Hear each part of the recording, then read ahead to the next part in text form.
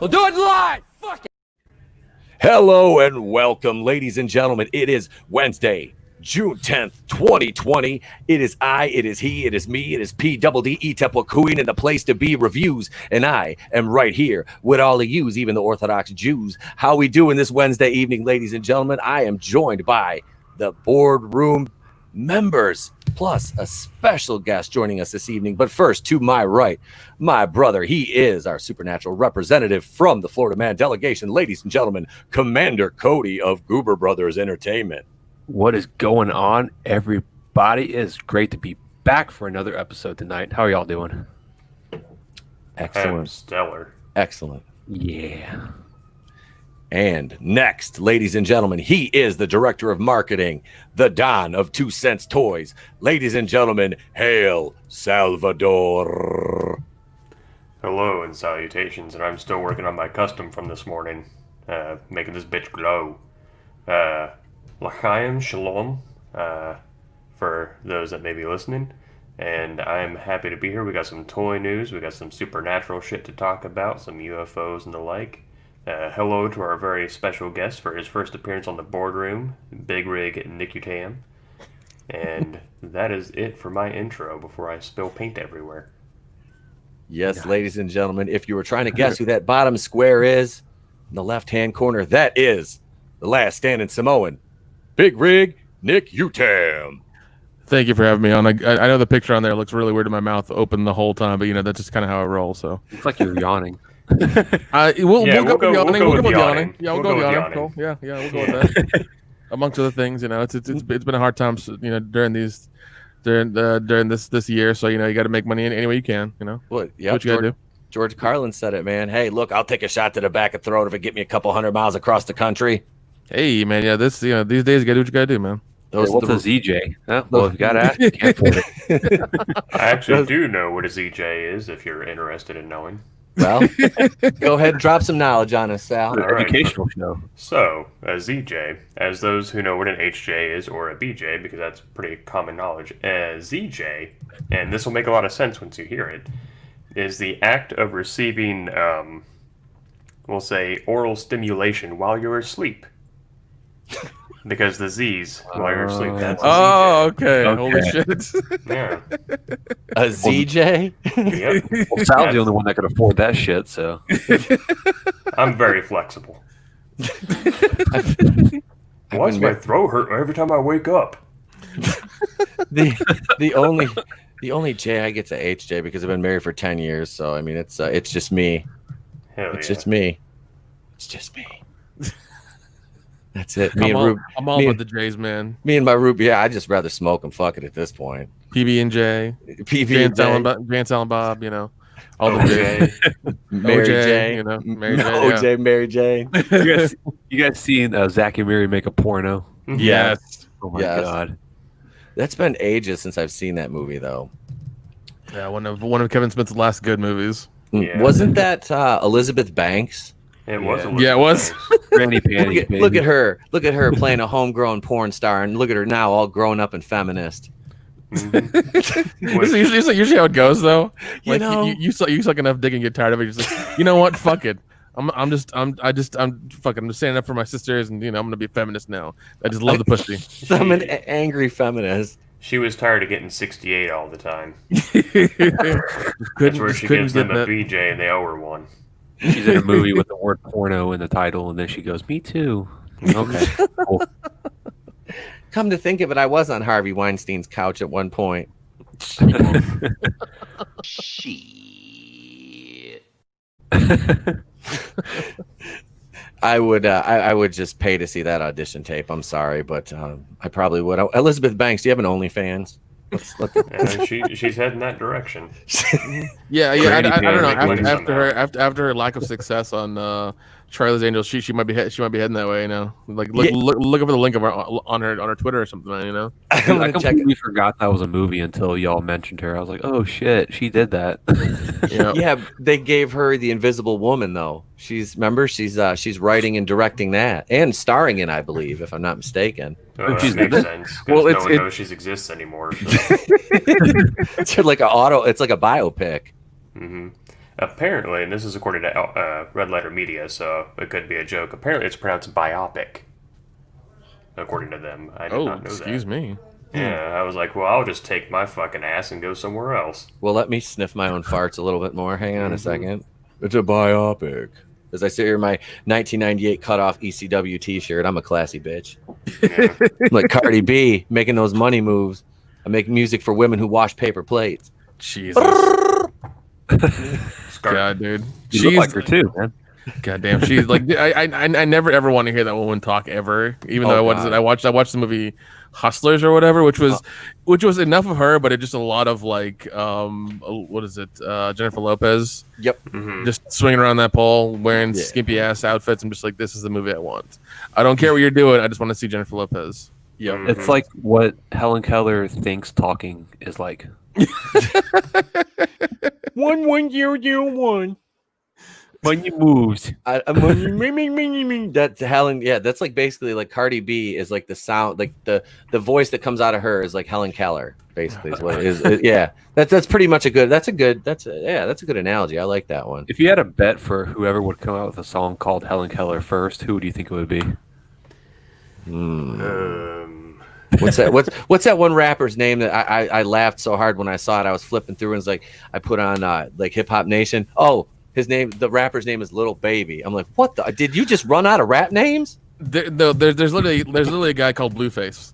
There's a guy called Blueface, and I'm just like, yep, you run out of fucking name. You're just like, all right, we can't go blackface, but we'll do what we can.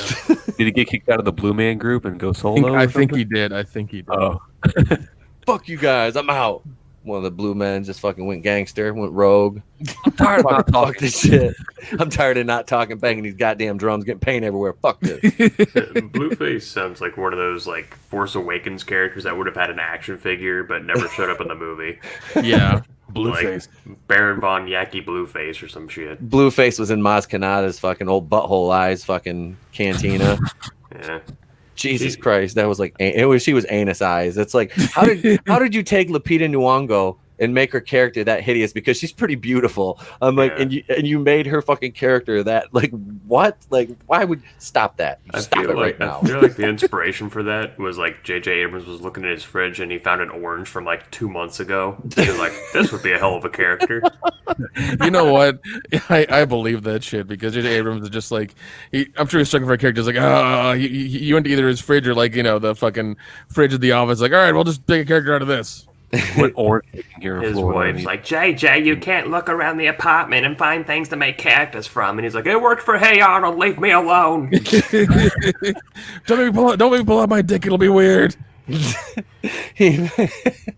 have an 8-inch penis, but 4 inches of it is foreskin. He just looks at the character. He grabs that orange, looks at it, and he's like, how do I describe where the origin for this character came up? Mystery box. Fuck them. It's almost as good as mother boxes. God, he needs to get 2 tattoos over his dick and over his butthole. Mystery box. It's like they made Pete Davidson a Oompa Loompa from Willy Wonka. Dude, I recently started following him on Instagram. He is funny as shit. Oh my god. Wait, no, Pete Davidson? No, not Pete Davidson. Andrew Schultz. Oh, sorry, Andrew Schultz. Sorry, I get those two.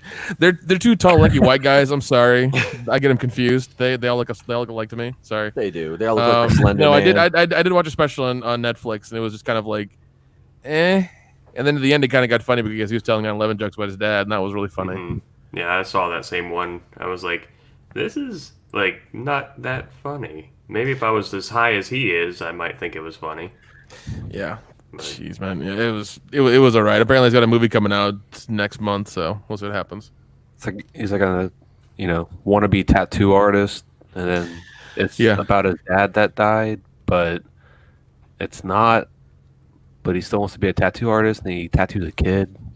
Yeah, it's basically his biopic. Yeah. Really? And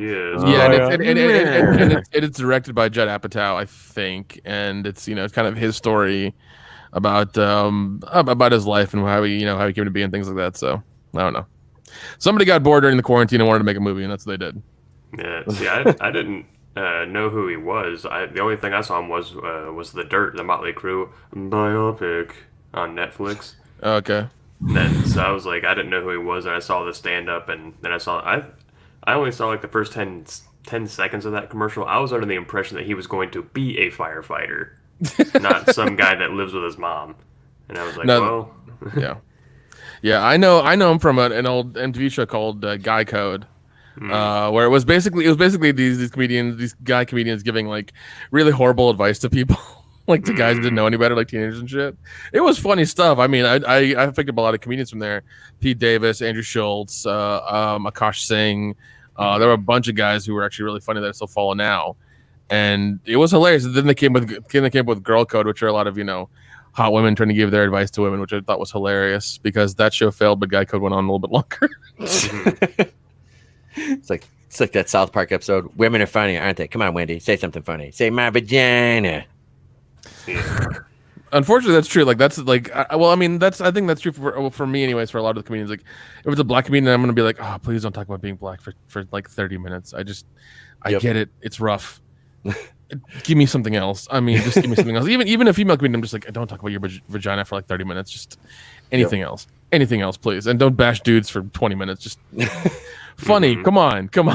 Yeah, come on. Be funny. I went to watch Dennis Miller do stand up back in like 2008. Oh, Jesus, man. Wow. I've been a huge fan of Dennis Miller, just his acting and his comedy and shit. And the bad thing about going to see Dennis Miller live is he talks so goddamn fast that if you stop to laugh, you're going to miss like 3 jokes. Yeah. It was like a 45-minute show. And I swear to God, it was done in like 10 minutes. I was like, what the and there was no like opening act. There was nothing after. I was like, how much? I was like, I'm glad I got these tickets for my birthday, but goddamn, like damn, man, like, come on, Dennis. Like you couldn't have done 60 minutes. You went 45 and just said, fuck it. got all that fucking, what was that? What the hell goddamn vampire movie was he in? Oh, Jesus. Yeah. It was like, was it Tales from the Crypt? He was in one of the Tales from the Crypt movies. It may have been. Oh my God, hold on. Yeah. It was. Yeah. It was Bordello of Blood. Yeah, he's like, you got that Bordello of Blood money still, huh? You fucking living off of, huh? Fucking Fox News throwing in money too for them appearances he used to make. Dude. He's residuals. I mean, he ain't doing shit now, man. Yeah, no. he's on Fox News every now and again, and like talking to Larry King and shit. But he ain't doing nothing now. I remember seeing him a lot back in the day when he was like a late night celebrity and a star and shit. And then he did the Bordello of Blood movie. But after that, I'm just like, whatever. Yep, I did. I used to watch his talk show every night. When he had it was on like HBO back in the 90s. And I used to watch that shit. I remember because I love Tears for Fears. Everybody Wants to Rule the World. It's one of my favorite fucking songs. And that was what he came out to every night on his show was Tears for Fears. Everybody Wants to Rule the World. That was his song. And I was like, yes. And, I love that damn song. So it was like I used to use that on my podcast on Anchor as my lead-in song, just kind of an homage. But yeah, stand-up. Have any of you guys ever done stand-up before? No. I got out of bed this morning. I feel like I could do it, but I've never done it.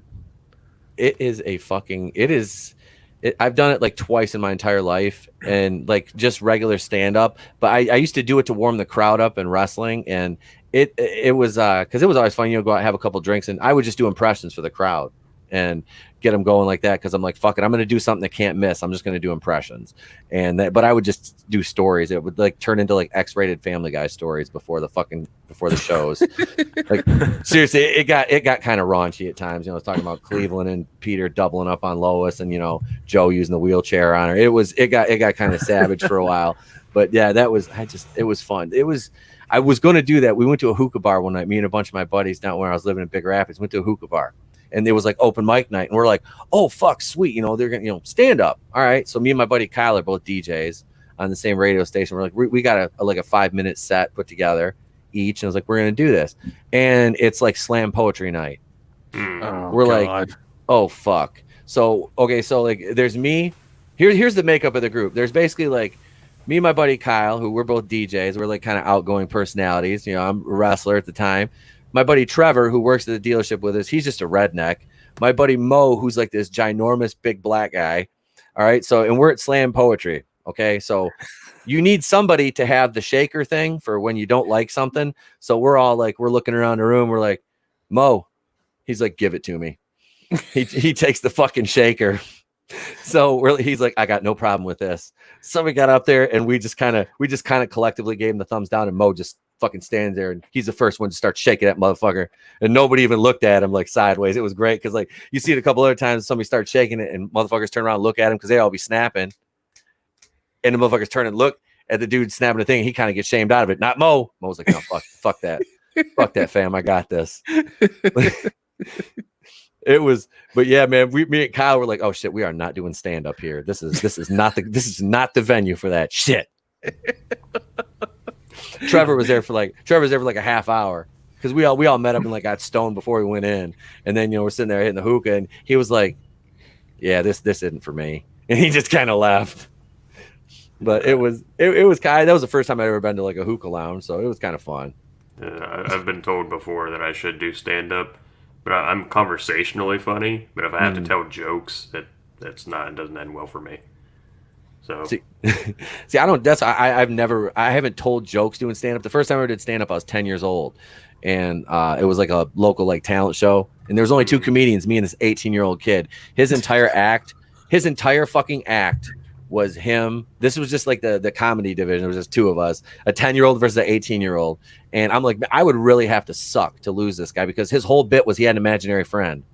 And he wouldn't. Wasn't a bit. No, I don't think it was. He looked, and it's funny because my mom, I really want to find the videotape of this because I basically like studied some like, no, this is the material I used to watch. I watched Robert Wool, Jay Leno, Arsenio Hall, and what the fuck was his name? Oh Jesus Christ, Kinnison and stuff like that.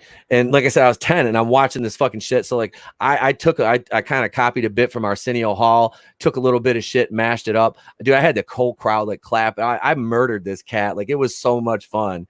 Like because I remember doing like practicing it and being so nervous just in front of the video camera, but I got in front of the crowd and I was like, oh shit, this is kind of, and I was like so like introverted at 10 years old. I was just awkward as fuck, and but yeah, that was fun. I miss it. That's something I'd like to do again because to me it's not like telling jokes now, it's more like just like storytelling. Just kind of observational type storytelling humor. But I don't know, I haven't really watched as much stand up as I used to. I just kind of there hasn't been really many comedians that really I used to watch a lot of, what the hell was her name, Rachel Feinstein. I mean, she's not a shiksa, but I still love her. Yeah, she her and that Eliza Schlesinger. She used to be funny, but then she kind of turned into like a straight up feminist, and it's like it just kind of, it's like you're like a hot Amy Schumer, like you're not funny. You're just not funny. Is that possible? It's possible. I mean, Kermit fell for Miss Piggy, so anything's possible. That is true. Like I said, man, Amy Schumer looked good when she first started, and she was only like, she was still trying a little bit, but then after like she kind of like quote unquote had a measure of success, she just like stopped trying and just became the amorphous blob we see today. Well, she started stealing people's jokes. Oh well, yeah, yeah. So well, now she's now somebody decided to marry her and put a baby in her, so she's on that trip. She probably has her own blog and her own, kind of like baby diapers or something that she's trying to sell all the time on her Instagram. She's like, me and the baby both wear them. She looks like the kind of person to do a candle collab with Gwyneth Paltrow. Oh. No, don't like that. Like her scent would just be called Chalupa. Chalupa. I feel like if she sold it, she wouldn't be able to sell a candle. She could probably sell a jar of stink bait at like fishing shops. What are y'all fishing for? That's more her milieu. We need something that smells like death. Yeah. You put this on the end of your hook, you're gonna have sea bass biting all day. It's used exclusively to catch alligator gar. This is why you never see Amy Schumer swim in open water. It's true. Yeah, you do. There's whales all the time out there. I was gonna say, I was like, sometimes. I mean, SeaWorld's kind of hurting right now, but Are those whales or those third wave intersectional feminists? Nope, there's blue hair. Those aren't whales. we're making Steve down there in the comments vomit. Apparently, What's up, Steve? How you doing, brother? Thank you for joining us. Y'all be sure to bitch slap that like button, like it's Amy Schumer attacking a buffet at fucking Golden Corral. Yeah. I'm sure she's worked that over a time or two. Anyway, I don't want to shame Amy Schumer on being fat when there's so many other things to pick on her for, like not being talented, stealing people's jokes, being a horrible actress. I mean, it's a good thing you can't see John Cena, because she probably would have squished the poor little guy. Mm-hmm. Well, she was in the movie with him, I think. Yeah, train wreck. That's what it was. Yeah. Train wreck. Yeah, because it was like I never watched it, but I know Bill Hader was like the star of that, and I really like Bill Hader. But I'm like, man, dog. I'm like, I hope they paid you good for this. I hope they paid you good for this. Well, Damn it, Bill. I love it because Cena plays like the jock asshole in the movie. Yeah, and it's like it works so well because of his just physique and everything. It works hilariously. Yep. But man, it was yeah. It's kind of funny to see the shit he does and the things he's into. But yeah, John Cena. He was in that movie, like that firefighting kids movie recently. It came out last year. Yeah, I never saw that. That movie is like so bad that kids would hate it. Really? Because I mean, it looked interesting to me, at least, because I think not Jordan Peele, but the other Keegan was in it. Key. Yeah, Keegan-Michael Key was in it, and I like him, so I was like, I'm gonna see what's up. He's funny in it, but it's just, if you watch the movie and you like see the premise of it, and you're like, that doesn't make sense. Like the whole, like right from the beginning, you're just like, even a kid would point this out and be like, wait, what? Just yeah, because who was it? Mom, Dad, why? Monica went and watched that when she was still on the channel, and I remember because her and Adam both went and watched it, and they were talking about, like, yeah, that movie was fucking terrible. Like, kids would even hate that. I'm like, I thought it looked. I did too. Like, I thought it looked kind of funny. Yeah, like it looked funny because I like little wholesome kids movies like that. But yeah, I didn't. I never watched it, so I have no idea. That was not one that I was going. Yeah, I didn't watch that, but yet I watched Black Christmas. What the fuck is wrong with me? God, I'm glad I'm on the. We're gonna mention Black Christmas on every stream we're on, aren't we, Pete? I swear to God, Nick, that movie fucking haunts my dreams. It's like I wake up, I'm like, Black goo, no. There's a bust of some random white dude spewing black goo in my bedroom. What the hell is that doing there? That damn movie, man. That's just that package from Bad Dragon that showed up. Jeez. Dude, you guys have to. I wouldn't say have to watch a movie, but you should. I don't know. You shouldn't even watch it. But, jeez, you want to see the wokest movie ever made in history? Watch that. What is it? The wokest movie ever made in history. That's what it's called? No, Black Christmas. That's what I was referring to. I thought you were talking about something else. I was like, wait, there's something more woke than Black Christmas. I was like, this cannot be. Not in this. Did you go to a different fucking timeline and bring one back, Nick? And my second question is, why on earth would you do that? Oh no, I know. If I went to the timeline, what did you do, Ray? What did you do? What did he had? I want you to tell him. I thought of the most wholesome thing I could ever think of. Something from my childhood. It was Black Christmas. Oh, just a 12-story tall angry white bitch. That's all.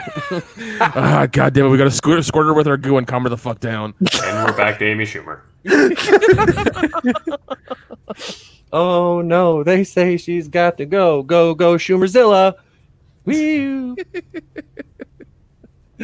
Oh God, stomping through the city angrily looking for Krispy Kremes. She's stomping over to the Bronx because I have the best pierogies. and surprisingly, all the black dudes.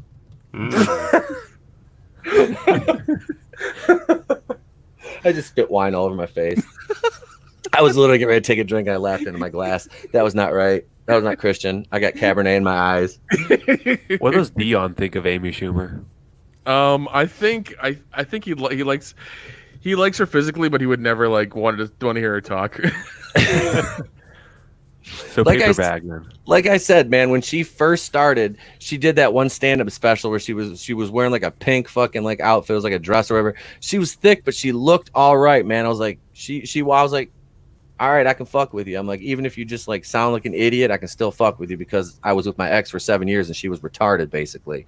So, not like legally, but just like she was just kind of dumb. You dated Amy Schumer too?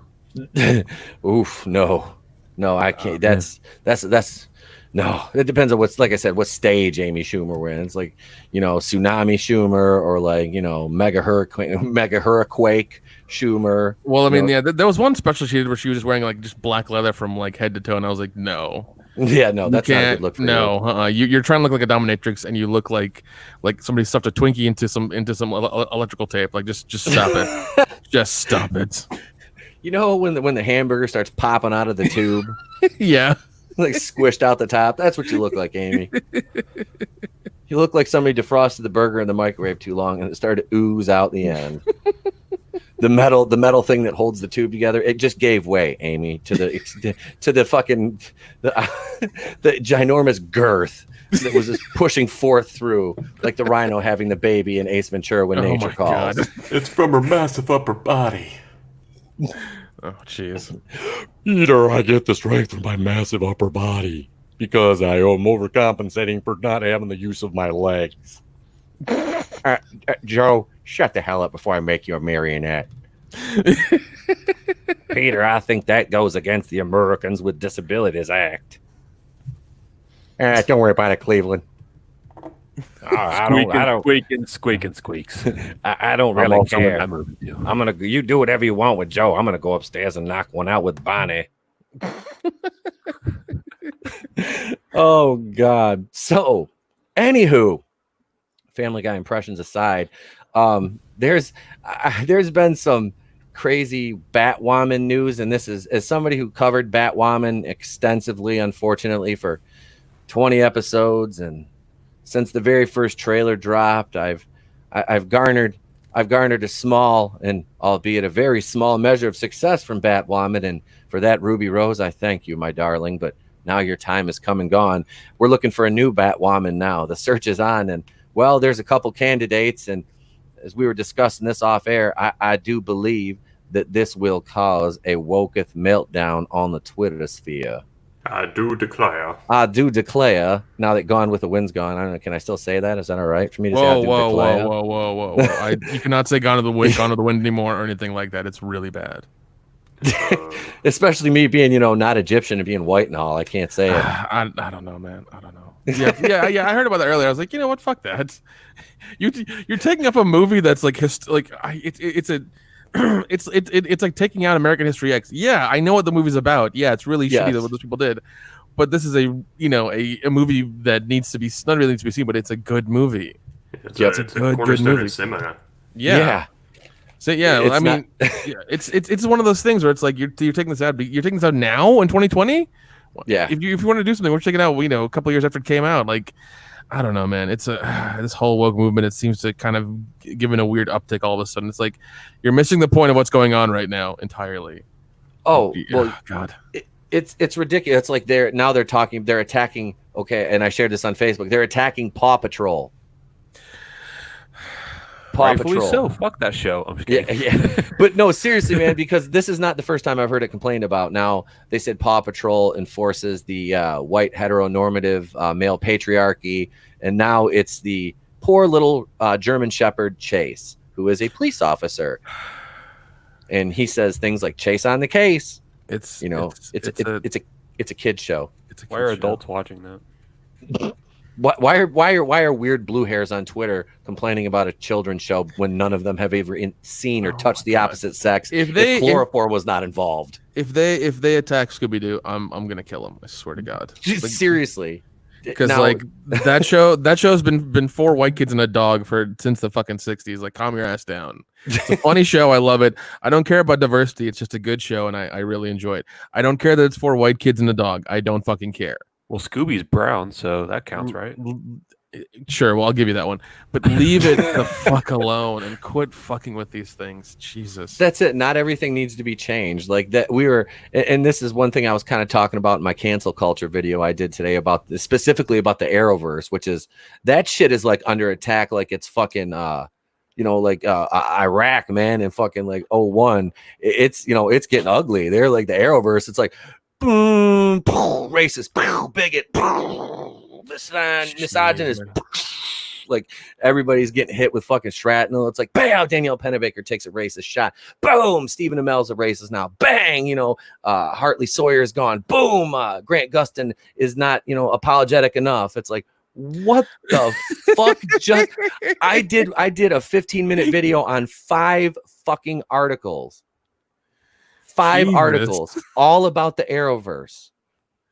There's like this fucking crusade movement on Twitter to like basically remove Danielle Pennebaker's racist because she didn't shout down a quote unquote shipper rumor about the relationship wanted by the fans and teased in episode 1 and 2 they call Caitlyn, it's Caitlyn Snow and Barry Allen, so they call it Snowberry, and she didn't shoot that down, so that's racist because she's trying to marginalize Candace Patton, who the alt-right trolls were already attacking for being cast as Iris West when she's a black girl, and Iris West has traditionally been white. So and the whole thing was basically Candace Patton was the victim. That was basically the crux of 3 of these articles, was that like it's all of this is against Candace Patton. And they even brought in what's her name? Katie Katie Cassidy, the other one that played White Canary on Arrow, her. And I mean, it's just like, oh yeah, well, she didn't say this and disavow this, so she's racist. And it's like, and Ed Skrein that was going to play a character in Hellboy. Well, they didn't cast him because it was an Asian role, so they cast Daniel Day Kim. So Ed Skrein had to come out and apologize for even considering taking the role in the first place. It's like, what the fuck? What? Can we please stop? I might have walked on the sidewalk in front of a black person at one time. Do I have to issue an apology for that? Yes, right now, Pete. Right the fuck now. All right, I apologize, unknown African American gentleman, for walking in front of you when I didn't even know your name or who you were. I accidentally stepped in front of you one day, X amount of years ago. So I apologize. Do I still have to talk to Al Sharpton too? Yeah, dude, you got to do the whole Twitter thing, and make sure everything's okay and shit. All I could think of was that South Park episode. Apologize. Yeah, apologize. I mean, forget the freaking virus going around. Like, this crap makes me not want to go outside. Like I said, this is like the whole Arrowverse thing, though. It's just like, dude, like 5 articles, all from Bounding into Comics in like a 3-day span, 3 or 4 days, about all this crap, and it's like, is this real? Like, okay, when did this happen? Can somebody please turn off the fucking joke machine? I don't know. Twitter has become like this crazy cesspool of things like this. Like, it's these people who have become ultra bored now because they're all locked in and don't have a job. They have to scan through like tweets from 10 years ago and analyze every single word under a microscope and make sure it's all kosher, because if it isn't, God forbid it isn't. So why is none of this considered bullying people off social media or bullying them out of roles? That's an excellent question. That is an excellent question. And the answer is, I suppose, because what do Danielle Pennebaker, Garrett Sawyer, or whatever his name is, and Grant Gustin and this Katie girl all have in common? All of them are white. All of them are white people. Oh. All of them are those damned white kids. That's a list of names I've never heard before. Well, even then, what the person they should be going after are the companies that make these decisions. Yep. Because these are I hate to say it, these are actors. They're fucking meat puppets. Mm-hmm. You tell them where to stand and how to do things, and you put them in nice clothes and make them look good, and to give them the words, fill them with the words you want to say and how you want to say it, and that's it. That's all they do is they're just meat puppets. They're human fucking meat puppets. You need to go after CW or whoever created the show in the beginning to really get some change. Yep. It's not these actors' problems. It's a job for them. It is I know it's a job and they should look at it differently and things like that. But if you're an actor and you get that break in the CW show, you know, and you want to keep going, and you're in a superhero CW show, you're kind of going to keep a little quiet and kind of want to ride that thing off for at least 2 seasons, and you know, make yourself into something, and then maybe break off and do something else. But like you know, especially I know some actor friends, I know a lot of actor friends, and like it seems like only a handful of them, even less, make it. So it's rough work. It's rough out there for being an actor and in that kind of entertainment industry. Trust me, it is. And I mean, it's just it's one of those things where it's like, yeah, that sucks. Yeah, they took the role for this, that, and the other. But I mean, what do they know about comics? In all honesty, what do they know? They haven't read them. They're just there to repeat words and, you know, make sure that they show up on time and do their job and leave. That's it. Yep. And that's what I've always said about actors is like, you know, why do we listen to them like socially? Like any of them. I don't care what side they're on. Any of them. Like why would I take any advice from you? You're trained to you remember things and you repeat them. That's it. You know, you're just like you're a freaking soundboard. Like why you've got an image consultant, you've got people telling you what to say, you know, in the media every time you speak. So, you know, you can tell when one of them goes off the cuff usually. So it's like, why am I going to listen to anything you say about anything? Basically just entertain. That's what you do. Stick to that, you know. Yeah. And this whole Batwoman thing is hilarious because, you know, they cast Ruby Rose and then she wasn't gay enough. or she wasn't Jewish enough. She wasn't Jewish enough. She wasn't gay enough. It's like, Jesus, I mean, like, what do you need? Like a quadriplegic, you know, transgender, let's see, Black, Jewish, Native American, Deerbra, as Kevin Hart would say, a Deerbra, you know, part bird to fucking fill the role. That's like a I don't know, some kind of like naturalized. I don't know. I really like this whole guessing game of what's woke enough for TV these days is really beyond me. Well, I was pissed when I first found out that they casted Ruby Rose as Batwoman because she's not really Batwoman. Wait, what? What? Exactly. That made me you mad. mean they didn't cast the real Batwoman as Batwoman? You don't say. Damn it. That made me so mad. Holy shit. The next thing you know, they're going to be saying Batman is doing blackface because he wears a mask. You know what? Don't put that out there. Don't fucking put it out God. there. Please God don't. damn it. Don't give them ideas. Now we got to take the whole stream down and start over, Cody. God damn it. Because like somebody's gonna say that and they're gonna be like, give it like, you know, a couple days. It's gonna fucking happen. They're gonna be like, oh, Batman shouldn't wear all black. He should wear something else like light gray or something like that. He's basically a whole most of his face is covered in black. It's just not cool. I'm like, he's a fucking comic book character. What do you want? What the fuck do you want? Hashtag cancel Dark Knight. Hashtag Colored Knight. Oh God, the Colored Knight. Oh no. What do you mean? Hashtag turn Batman into a simp and rename him White Knight. No, that's Moon Knight. It's Moon Knight. I'll save you, my lady. Here's your money, ma'am. Enjoy it. You don't have to do anything. Just enjoy it. Thanks. Steve just says don't. Don't. Oh yeah, he said Cracker Barrel's considered racist now. God damn it! I don't care what Cracker Barrel says or does. I will gladly eat 2 plates full of their biscuits and gravy. Oh, dude, those biscuits and gravy are fucking worth every penny there. Good. Your hash brown casserole, bro. Don't even start, man. God damn. I know. Oh God, let's see here. So anyway, I want fucking Cracker Barrel. The cinema. We prefer saltine Americans. Crackers love. I see that sign in the grocery store. Crackers love cheese. Every time I walk by, I'm like Cartman. I'm like, aye.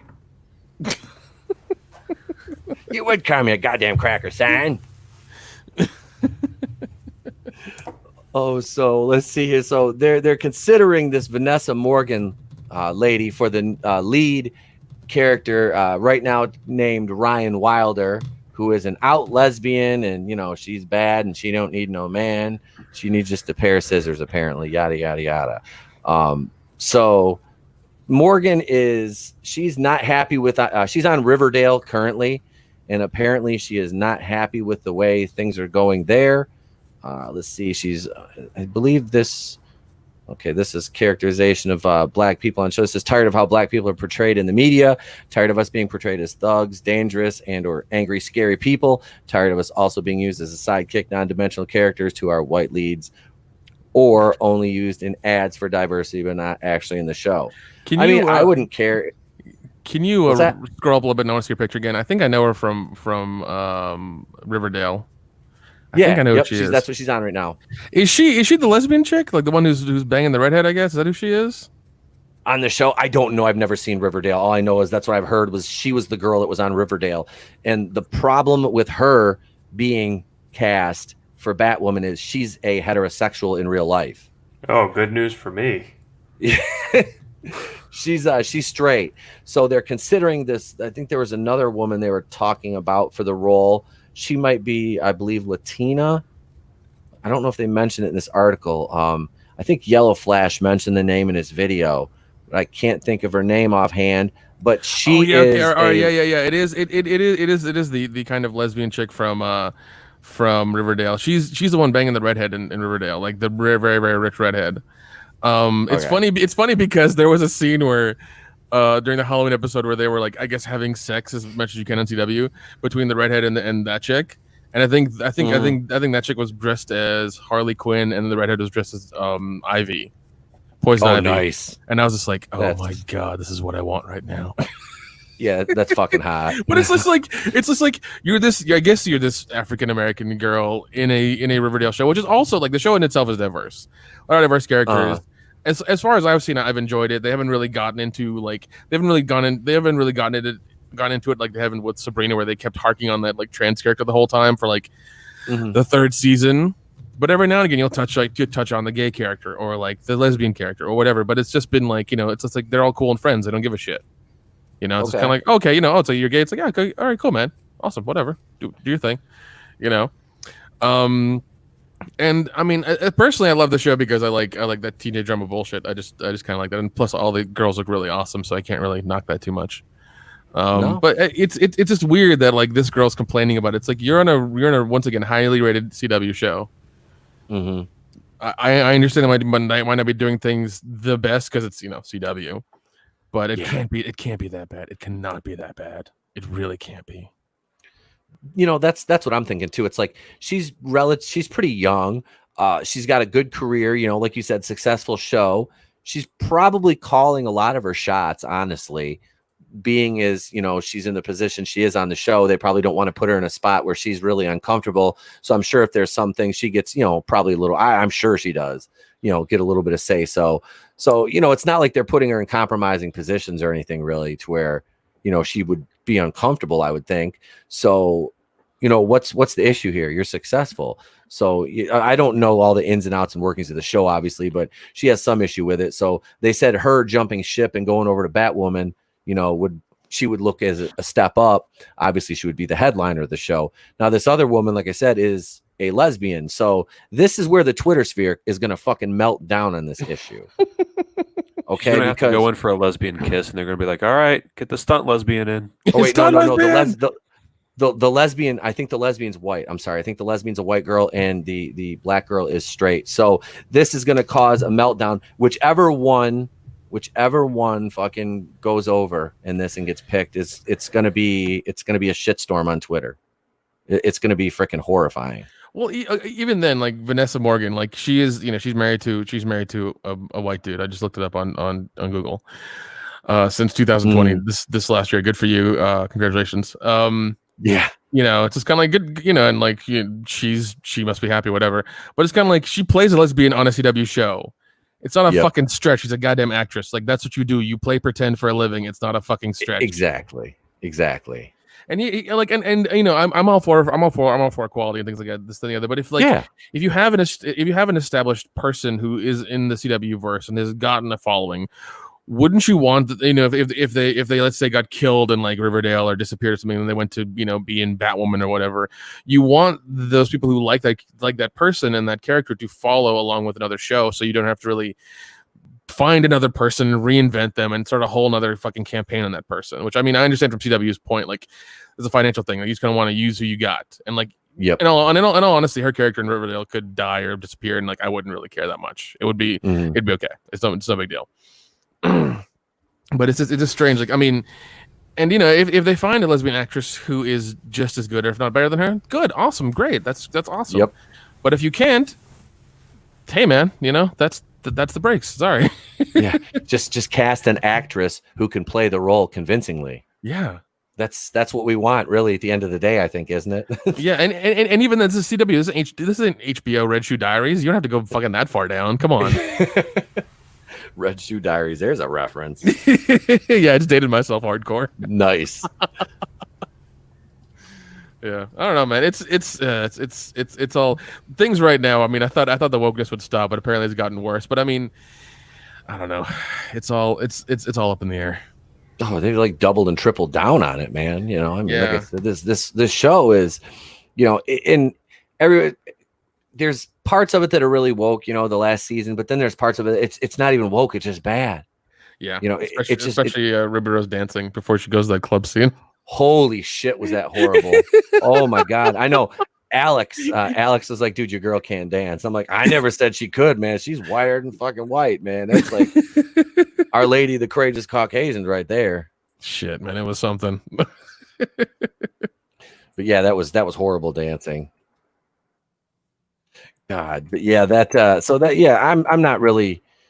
I'm kind of looking forward to the I guess the shitstorm of this, because for me it's just going to be good video material, I guess. Oh yeah, especially if they do cast her and she's in there for the first few episodes, which is always like, it's always bad when you change the character mid series, or, you know, at some point in the series because of like problems or whatever. That's always like that show will last maybe one more season and then be gone immediately. I mean, look what happened with Lethal Weapon. Like, that was a shit show from day one. So then they have to recast the lead, and then it was gone. You know, because Marlon Wayne's like, I got one more season and I'm done. I'm just like, jeez. Thanks for telling us, man. God, like I quit watching the show after a while. Just like, I don't care anymore. If they don't care anymore, I don't care anymore. Yeah, it's like, you know, they're not putting any effort into this. You know, you don't deserve my time. Yeah, exactly. It was weird, man. It was just damn weird. I could be watching B movies with a lot of boobs. Watching Andy Sedaris movies, see how many times I can recycle that airplane. God damn it. God damn that plane. I want a polo shirt, a business polo shirt with that logo on it, man. I have to see. I bet you can find those on fucking eBay somewhere. eBay or Etsy, man. So somebody's got to make them. I'm sure they do, because I would kill for them to be like, just give me one. I want to wear it somewhere. One person at one convention is going to figure out what it is, and then that'll be funny in itself. It's like, holy shit. I'm just like, yeah, that's what it's from. Oh hell! But I think we could close the book on Batwoman. And like I said, this is going to be a great meltdown to see happen on Twitter. I'm looking forward to it. I'll have my popcorn ready. Hey Sal, what do you got, man? Oh, I got some toy news. So, hello. We have some. Sal there? Yes. Can you not hear me? Oh, maybe not. He's there, man. He's there. I can hear him. Oh, I can't hear him. I can't. Okay. Is this me? Okay, there you go. I got you now. I'll just keep talking. All right. I'm scared. So we got some Marvel Legend news. You know, some figures have been announced coming out, Spider-Man figures and the like. But Star Wars has quite a few that have been announced. Let me pull up my archives here. Let's see. We have who's that? Darth Nihilus is up for pre-order in Canada. So, wait, what?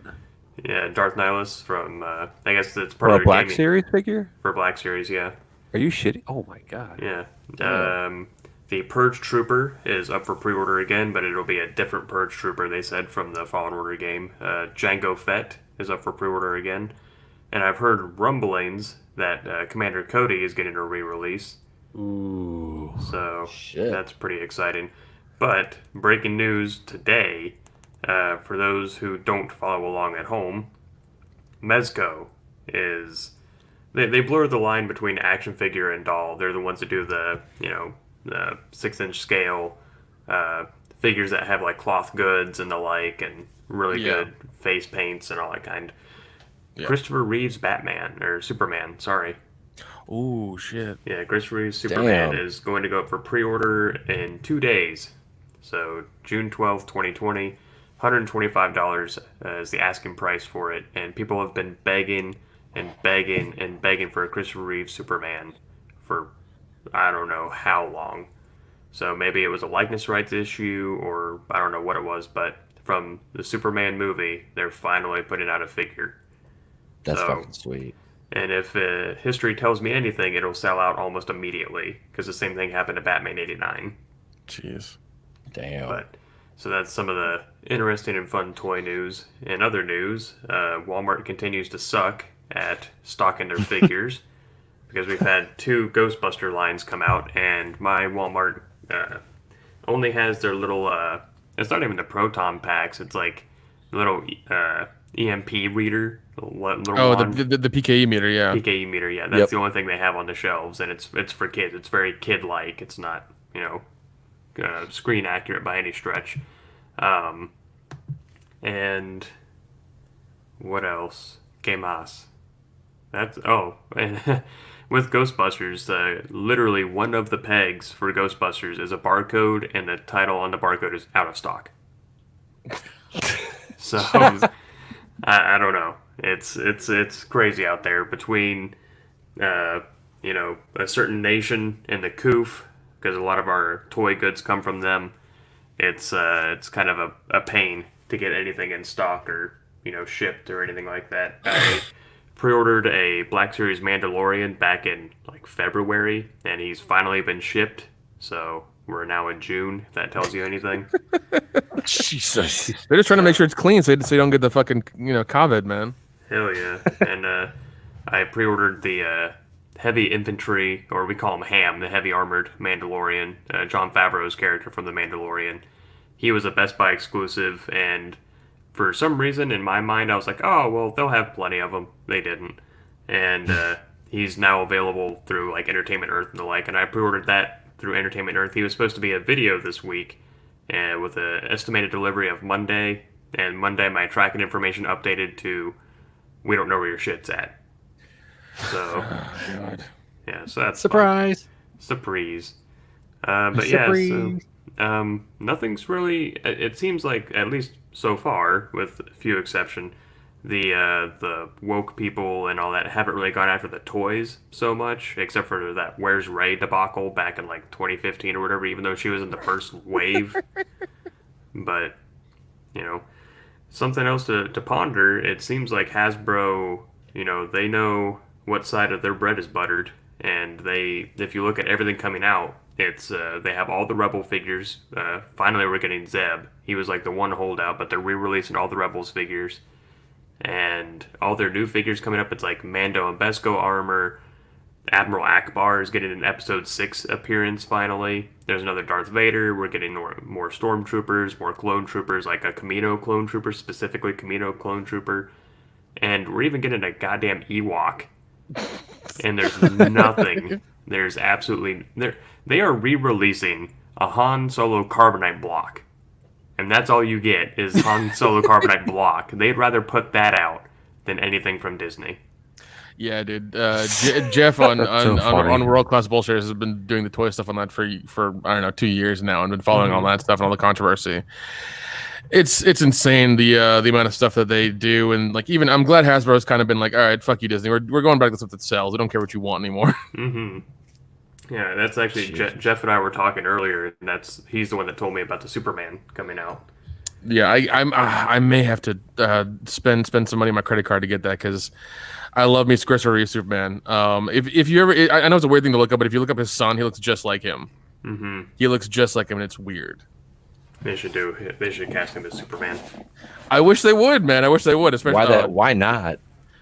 Man, you talking about some fan service, some people who would die to go see the movie. Mm-hmm. That would be some shit. Oh man, even if they had his son come in and do like the face, the face replacement on him, that would still be cool too. I would be okay with that. Mm-hmm. Yep, that would be fine. I wouldn't mind at all. Pay the kid, pay the royalties. Just do it, man.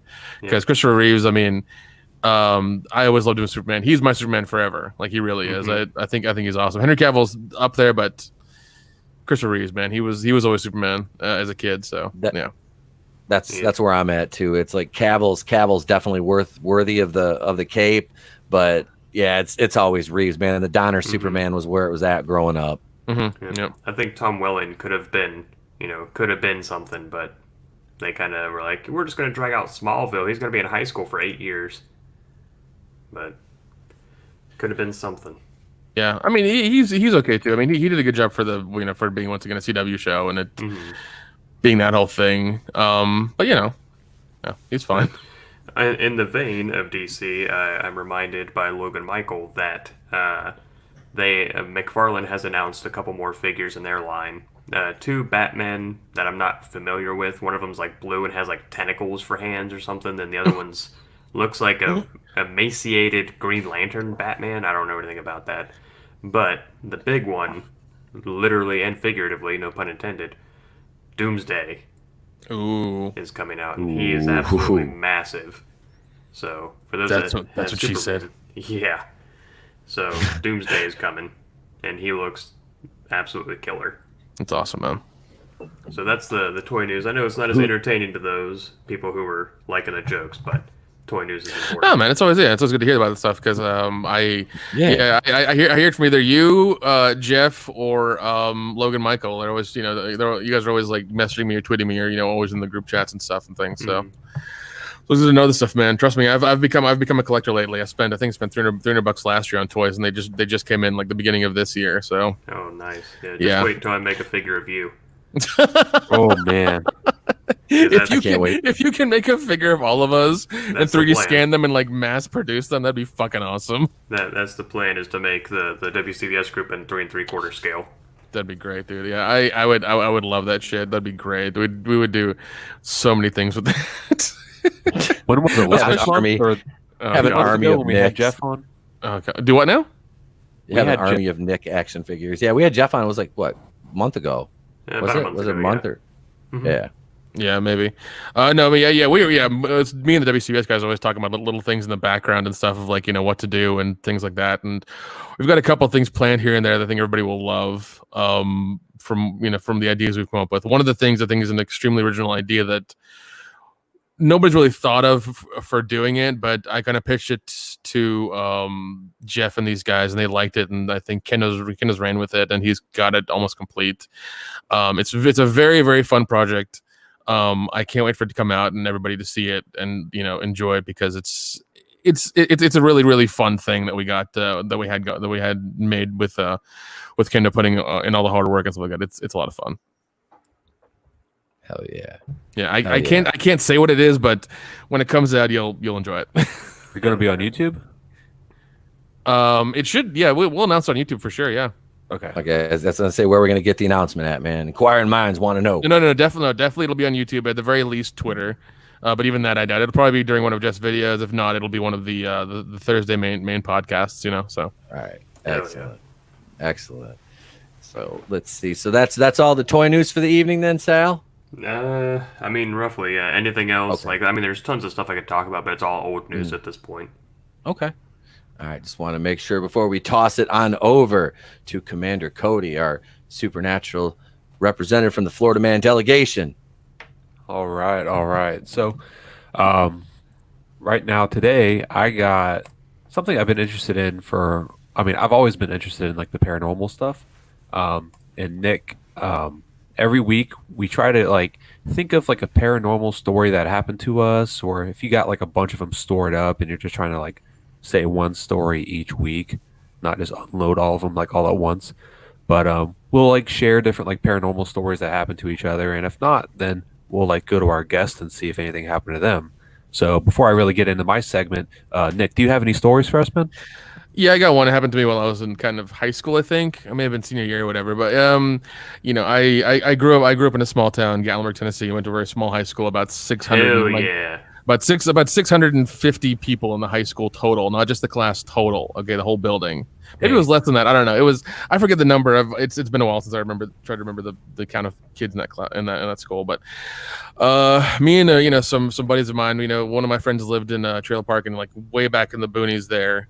In past Sevierville and past that whole area. That's good old Rocky Top right there. Yeah, dude, it's because he it was like back in the woods, and we like as kids, especially in high school, me and my good friend Brad, always in the horror movies, we'd always see the newest ones on Fridays and things like that. We'd always have a good time and stuff. And one of our friends, David, says, "Hey man, there's this broken down house that people say is haunted and shit. Let's go look at it." So I was like, "All right, cool, man." And and at that point, I had like one of those like point and shoot cameras with a flash, like a real nice one. So I go in and I just start, taking pictures. And it's like you walk through kind of like these giant weeds, whatever, and you can see them kind of come up in the camera flash, like where they look like little dots or whatever. Mm-hmm. So I'm taking pictures, and all of a sudden, the last picture I take, all of a sudden the entire picture's full of fog for no reason. Like it's about 65, maybe 68, 70 degrees outside. It's not like that cold. And when you exhale, it doesn't show up. So like I took the picture and it all went like completely foggy, and I was like, oh, we better fucking leave. This is fucking weird. And we just kind of got in our cars and left, because like this is an abandoned house that nobody, like, it's in the middle of nowhere. Like you have to like it's in the weirdest place, because you have to like walk down a hill and then get in front of it, and it's kind of up on some stilts or something, but it's broken down to shit. And the only thing lighting it was the moon that night. It was a full moon and everything, and kind of like I was taking pictures because I was just interested in, like, I was going to the amateur ghost investigation shit, finding things in the camera, artifacts and stuff, and all of a sudden the entire camera goes like foggy, and I'm just like, let's go. Zoinks. Yeah, and I was like, yeah, we better leave now, because like these guys are seeing me take pictures. They're behind me. I was like, because it have the preview mode on. So like you take one, it comes up for a second, and then goes back to normal and goes back to the screen. Mm-hmm. And then that happens. They all just go, we better leave now. Did you see anything else in any of the other pictures? I mean, there were little things there, but once again, like you're talking about high weeds with the little dandelion heads. As soon as you like brush past them, they would just fly into the air. So you'd see those in in the camera because of the reflection, because I was using a flash like a moron. And you'd see them, there. But I mean, this was not that, obviously, because it's one of those things where it's like the entire screen was like somebody was exhaling cold breath across it, and the flash caught it. That's what it was. Oh, okay. But once again, it was like it was like a nice temperature. It was like 65, 70. It wasn't that cold outside. This was like probably the spring into the summer. We were doing this like on a Friday, or we were just fucking around on a weekend or something. I forget. But this is what it was, and I was just like, holy shit. And now you weren't like up in the Smokies at this point. Oh no, I was. This was during high school, and I was like no, I wasn't in the Smoky Mountains. I was like in Sevierville, like off a beaten road. Like it's hard to say where exactly I was. Yeah. No, I'm familiar with the area. I know what you're talking about. Yeah. It's like how do I say this? It's like where old Dolly Parton Road is, and like some other places like that. Like it's way up there, and like inside some areas where like I didn't even know where these places exist until like my friends showed me them, and I was like, oh, okay, this is fun. Should I be out here with you guys? Am I safe? What's going on? Like shit like that. So yeah, that's my paranormal story. That's as crazy as it gets with me. Nice. So did you have anything besides that house? Like, did you have anything else like in town that was like the haunted place, or that had like some weird history or anything? No, there's God, there was a place before the fire. I think they're rebuilding it now. It's everybody in town calls it the mansion on the hill, because this is a giant like $2 million house on a hill that if you look up there with one of the telescopes or one of the magnifying glasses, you'll see it. If you go to the Space Needle, you can look at it. It's right there. And everybody, and like there's a group, there's this really shitty group in Gatlinburg called like the Gatlinburg Ghost Hunters, and they charge you like $40 per person to have you walk around town and tell you all this dumb shit about the ghost history, which there barely isn't any. But they'll say it's called like cocaine manor, or the cocaine mansion, or whatever, or the drug mansion. It's never fucking called it. Everybody calls it the mansion on the hill in town. Everybody does. I've lived in this town for like 30 years of my life. I know all the fucking stories. And I mean, it's this giant mansion on the hill that I've looked at it before because a friend of mine was going to buy it, and we went inside of it. It's fucking nice. I don't know how it is now because they're rebuilding it, but it's fucking nice. And there is one place I love to talk about. It's on River Road. It's called Mysterious Mansion. It is probably the oldest haunted house in existence. It's probably been there for 40 years. Oh wow. It's cool as shit to go to. I always try to support them and share their posts and everything on Facebook all the time during Halloween and stuff, because it's a lot of fun, man. I've taken my niece and nephew there. They were scared out of their pants. I mean, it was a good time, man. I take everybody I know who comes with me to Gatlinburg to go. I think Jeff has been with me to that haunted house. Yes, he has. Yeah. It's a fun place. It's been there forever. If you're there in that area, support it. If you find their Facebook page or whatever, like it and share their stuff. They're wonderful people. That's really cool. What did you think of the house when you went there? Oh, the haunted house that I took a picture of? Yeah, like I mean, nothing really. I mean, my friend just said, "Hey, man, there's a house in the middle of nowhere. You want to go see it?" I'm like, "Yeah, sure, let's go. We'll look at this. We're dumb kids." I remember one time, I was I was in the car, and one of the back roads we'd go down, there was this like white house that always had the door open. It looked like it was entirely abandoned. There were no like trespassing markings around it. Huh. And I was driving the car at the time. So I was driving. My friend Brad and David got out of the car, went into the house. And it's one of those things where like I could see the house is probably 40 to 50 feet from the car on the side of the road, and you can like walk across the road and get to it. They go inside, and like about 2 minutes later, they scream and come out and run and jump in the car, and they say, "Go, go, go!" And I was like, "What the fuck happened?" They're like, "We don't know, man. Just something's in there." I'm just like, "Oh shit, really?" But here's the thing. Here's the thing about that story. I don't know if they're fucking with me or if something really happened, because they were those kind of friends. Okay. Oh, okay. So I don't know if they're trying to fuck with me or if something really happened, because they're those kinds of people. So Were they laughing after they got in the car, or were they all kind of like they playing it weren't. cool? They were kind of like, "Dude, I can't believe it happened. Oh my god," like that kind of thing. But once again, it could have been a really good act. I don't know. Kayfabe in it. May have, man. May have. Once again, these are stories from like 20 years ago that I'm trying to like pull out of my brain. So.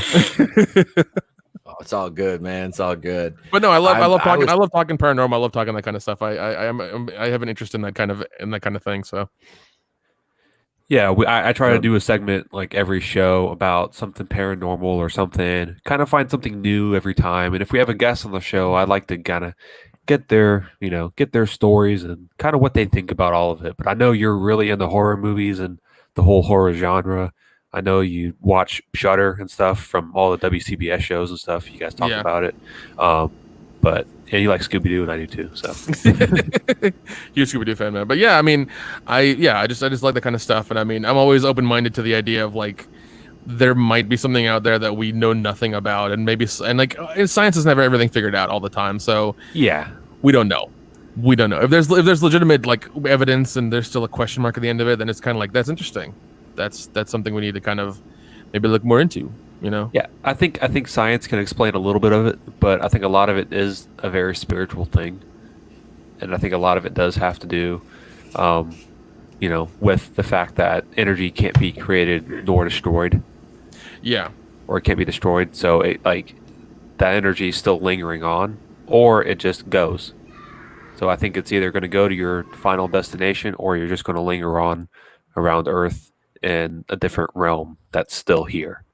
Yeah. So, but kind of goes to what I'm about to talk about right now. I'm going to go ahead and screen share this. But this is something I've been really interested in for these two people, and the movies have been some of my favorite horror movies as of late. And in 2013, The Conjuring came out, which is about Ed and Lorraine Warren. So Ed and Lorraine Warren are some of the most respected paranormal investigators of all time. They started the New England Society for Psychic Research. And if you folks listening or watching don't know who Ed and Lorraine Warren is, basically they're a couple that are based out of Connecticut, and they have been on some of the world's most profound paranormal cases, such as the Amityville Horror, the Perrin House haunting, which is what The Conjuring is about, so on and so forth. They've done a bunch of good cases, and Annabelle, which is another really popular case. But Ed Warren is one of the only people that is a licensed and ordained demonologist that's not a priest in the Catholic Church. I believe he passed away. Yeah, Ed passed away in 2006, and Lorraine Warren passed away last year in April. And she was a clairvoyant.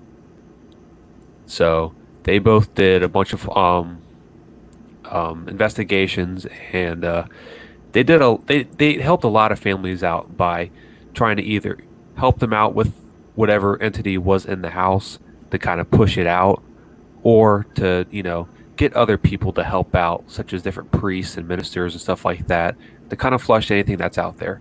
But sometimes they would go to cases where it was a human spirit, where it wasn't like a demon or a demonic something, and they would just help that kind of find its way through the afterlife and get away from haunting the place. So, in one case, they actually got asked by the U.S. Army to help out at one of the army bases in this country, and one of the ghosts or one of the spirits was actually taking people's belongings.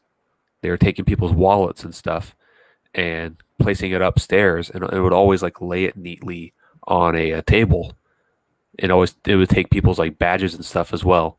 So they got asked by the U.S. Army to go investigate that, and then they kind of helped it, and it ended up being a spirit supposedly from the army back in the 1800s. And just didn't want to move on. So, but Couldn't move on. There was too much high dust.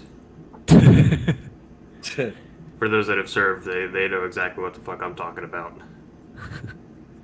but like the spirit, I guess, was like he had a bad rap to him, but he was innocent.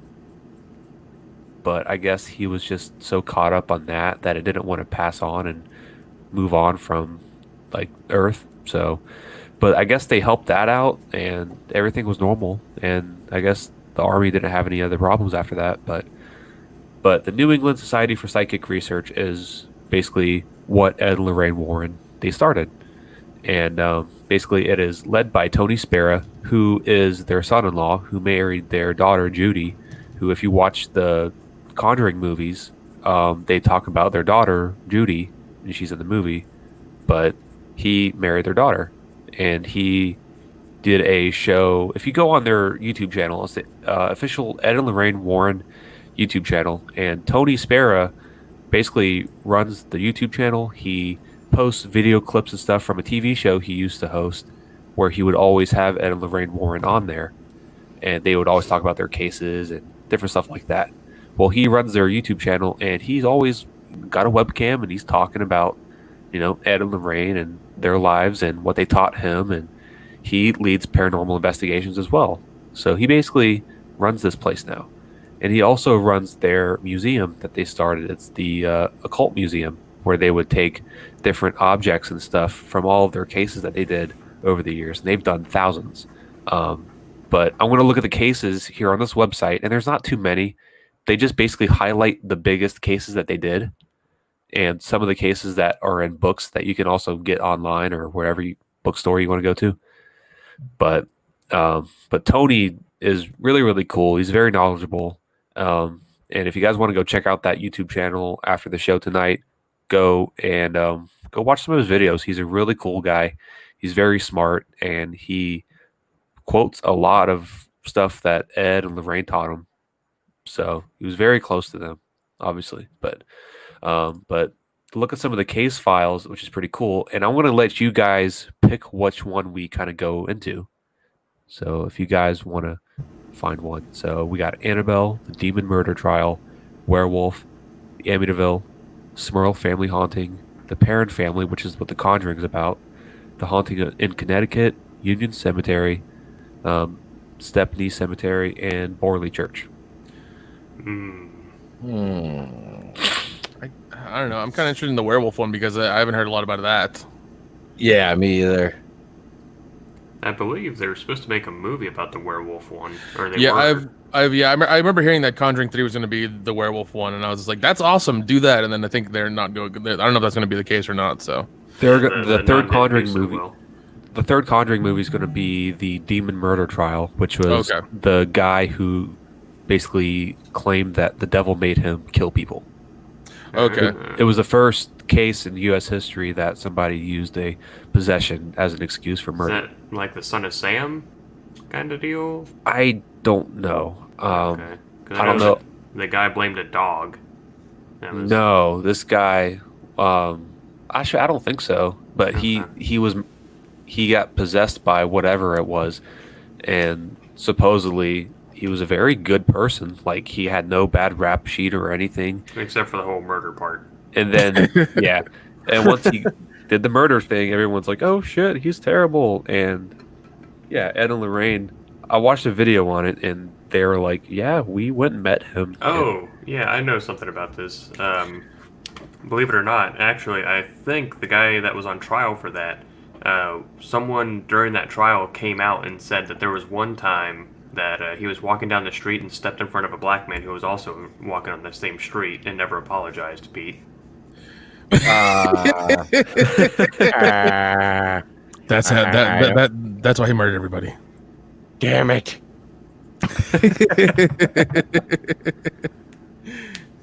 I'm sorry.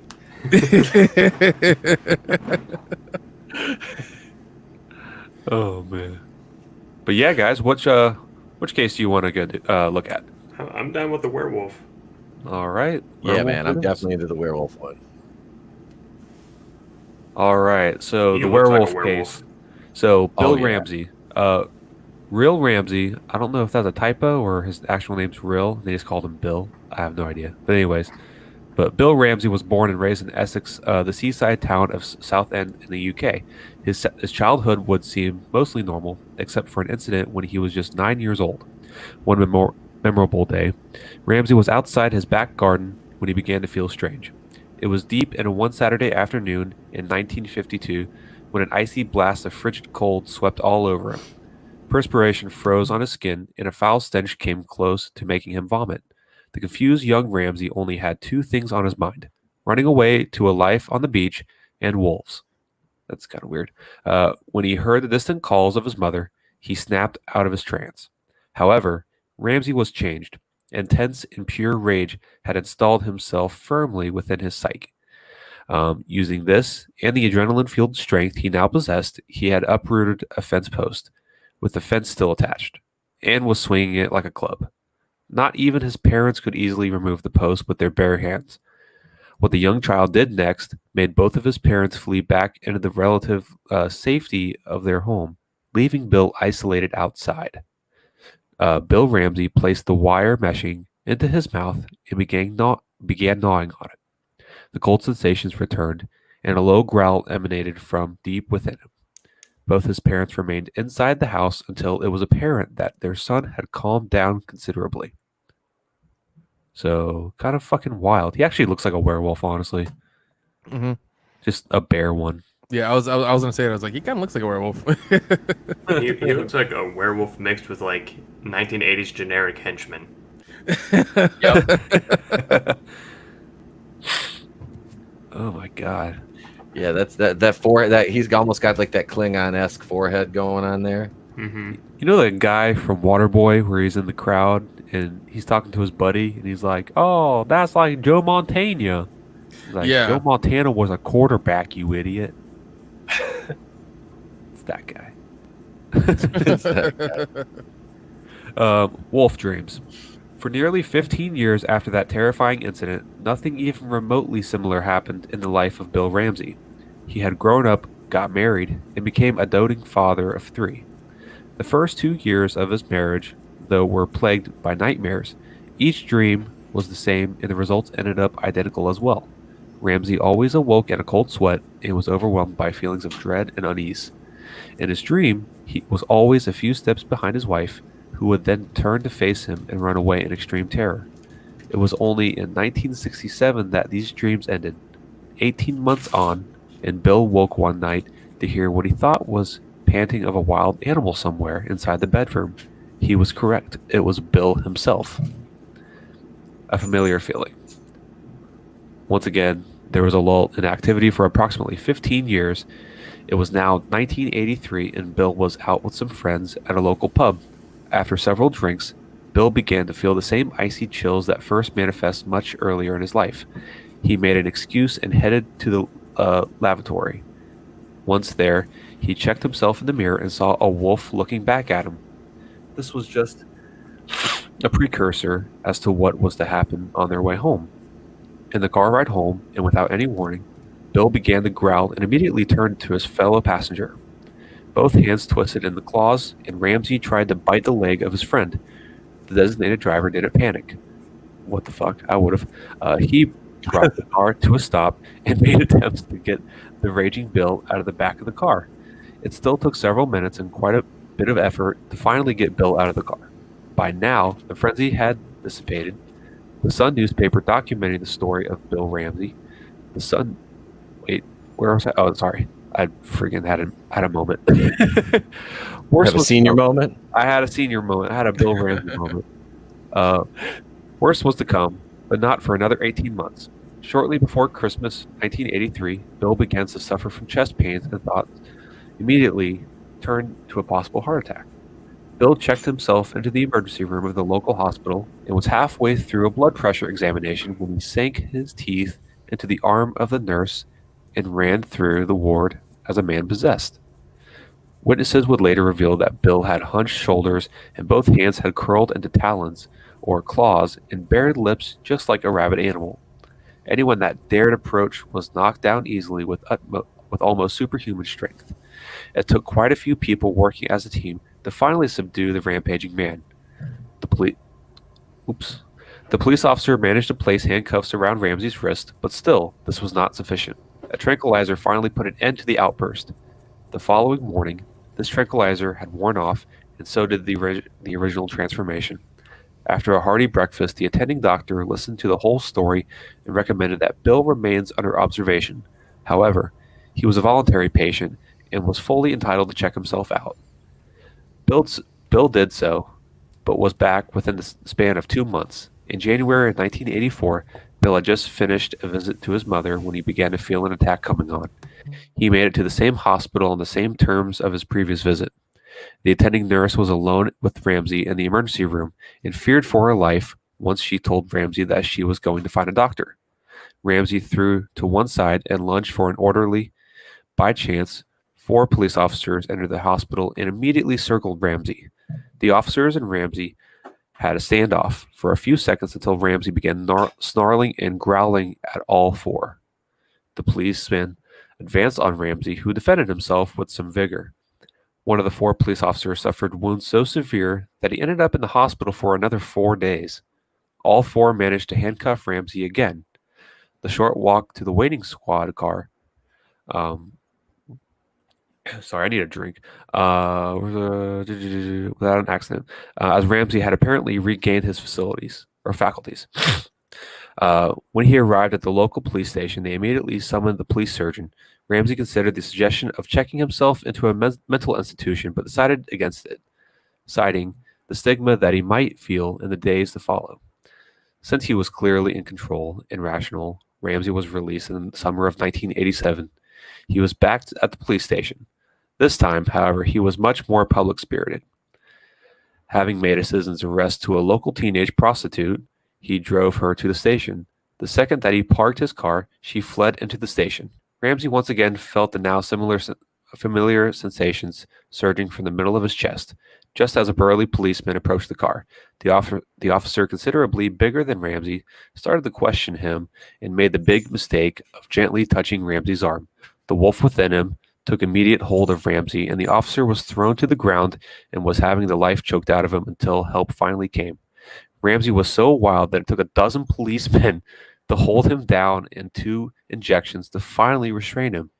For the next 10 days, countless MRIs, X-rays, and psychiatric tests could not determine what was wrong with Ramsey. Clearly, there was some issue that needed resolving. Nobody should really switch from mild-mannered rationale to rampaging berserker and back again into the space of a few minutes unless there is something seriously wrong. What, dude? Look at this picture. Oh my god. Yeah, he's really old. Like, Yeah. the This guy's no spring chicken. Yeah, about to say, I was like, he looks like he's probably 50 or so, and the fact that he has these bouts of, I guess, strength or possession is extremely fascinating. That he can just all of a sudden, I guess, turn it on in a weird way and just start, mowing young policemen down just like they're nothing. I don't know if that would be like a werewolf type of thing, or that would just be like a demonic possession. Like, Does he happen to have a son named Dale? Dale. I'm just curious because, maybe he was pretending to be a dinosaur and terrorizing the neighborhood cats, and his dad never told him to grow up and get a job, so he never became a doctor.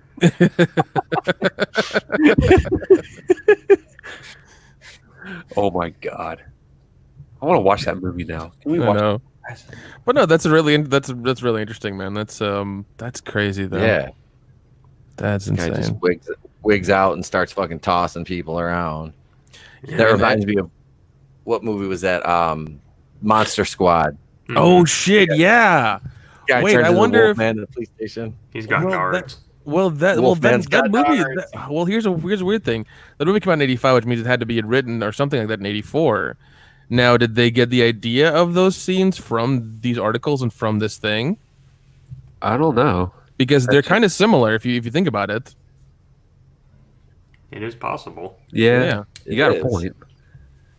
Yeah, I mean, somebody could have read The Sun while they're searching out, trying to figure out an idea, buying groceries for whatever, and they're just like, "Oh, this is an interesting story, Wolfman in England," and they just start reading the story and kind of getting ideas, and they read all the accounts and everything, like, "Oh, maybe I could put this into my movie, or something." So, because like the Monster Squad, and then you mention Monster Squad, and then listening to these stories, I'm just like, there's a similarity here, and it's kind of odd. Yeah, there is. There's some striking similarities. That's crazy. But he ended up meeting Ed and Lorraine, and they ended up doing an exorcism in Connecticut. That's crazy. During an exorcism in Connecticut, Bill Ramsey begins to physically change into a werewolf. I don't know if that's weird. I don't know if that's true or not, but anyways, they were going to do the exorcism, and the night before the exorcism took place, he tried to strangle his wife while she slept. When the exorcism began, Bill was not at all impressed. The service was being conducted in Latin, and for half an hour, nothing happened. Bill then took on an entirely different appearance. His face contorted, and both hands formed claws. McKenna commanded the demon to leave. The full force of werewolf fury descended on McKenna one time and then disappeared for good. The whole event was recorded on film. He last appeared in public in 1992 when he updated his progress. Just before his exorcism, the transformations were increasing in both frequency and seriousness. Since that time, there have been no incidents recorded. Okay, so that's fucking crazy. I would love to see that film. Yeah, I'm about to say, if they had the film of it, why it should be. I hope it's somewhere that they've kept it, at least somewhat nice, and we can look at it or something. Because I'd love to see that. That sounds interesting. It's probably in the occult museum somewhere, but it also was probably just like the family didn't want to show it to the public. Oh, I'd show it to you, but I accidentally recorded the '96 Super Bowl over it. I mean, it's weird when you're dealing with film and things like that, especially, with things like this. Like, oh, we haven't recorded. Well, then where is it? Oh, it's the family hasn't given us permission to release it. It's like, okay, can I go to the occult museum and can I watch it with you? And we can just kind of like critique it together. Can that be a thing? Yeah, Some of that stuff is very, very violent and very crazy. Like, I don't know. I would feel like, if this is true, I believe the whole demon thing, but I'm skeptical on if he actually turned into a werewolf.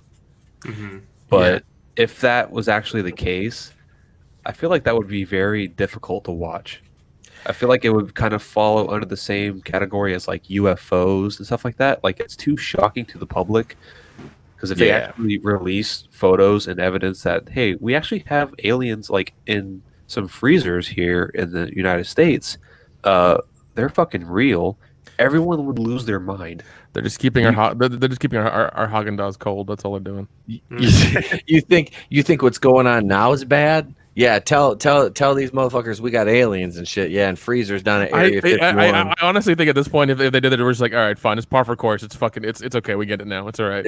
I'm just waiting for him to be like, hey, shit's really bad here in the country right now. They're like, all right, fuck it, release the aliens. Release the aliens. I said release the fucking aliens. Yeah, screw the UFO footage. Like, I want to see some real aliens. Like, they're just gonna let aliens out, let them drive fucking Yugos around, and I'm not talking about Slovakian aliens either. I'm talking about ones from outer space, driving cars and living like, seriously, it would be like Men in Black. I'll guarantee. Like, it is like Men in Black. They can like camouflage themselves and shit like that. There's probably some of them that are subtle and some that aren't so subtle. But no, this werewolf guy, I would lean more towards, to me, just looking at it like through, and I'm not a big science guy. I'm really not. But I would say this would be, I mean, it's got to be some kind of genetic anomaly, but in all, like if I'm looking at it through like a paranormal lens, I would say more demonic possession than an actual werewolf. But yeah, I mean that's just me. I can only imagine though if they did the aliens thing, like, oh yeah, aliens are real.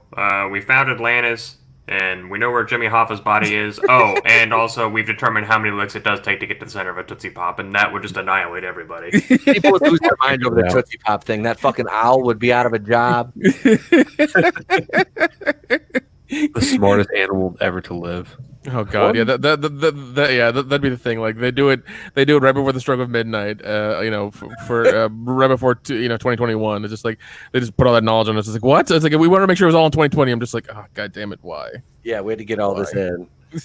Why? Just we have murder hornets and all kinds of other shit. Come on, murder hornets. Carol Baskin. I mean, it's been a fucking year. We had the Coof.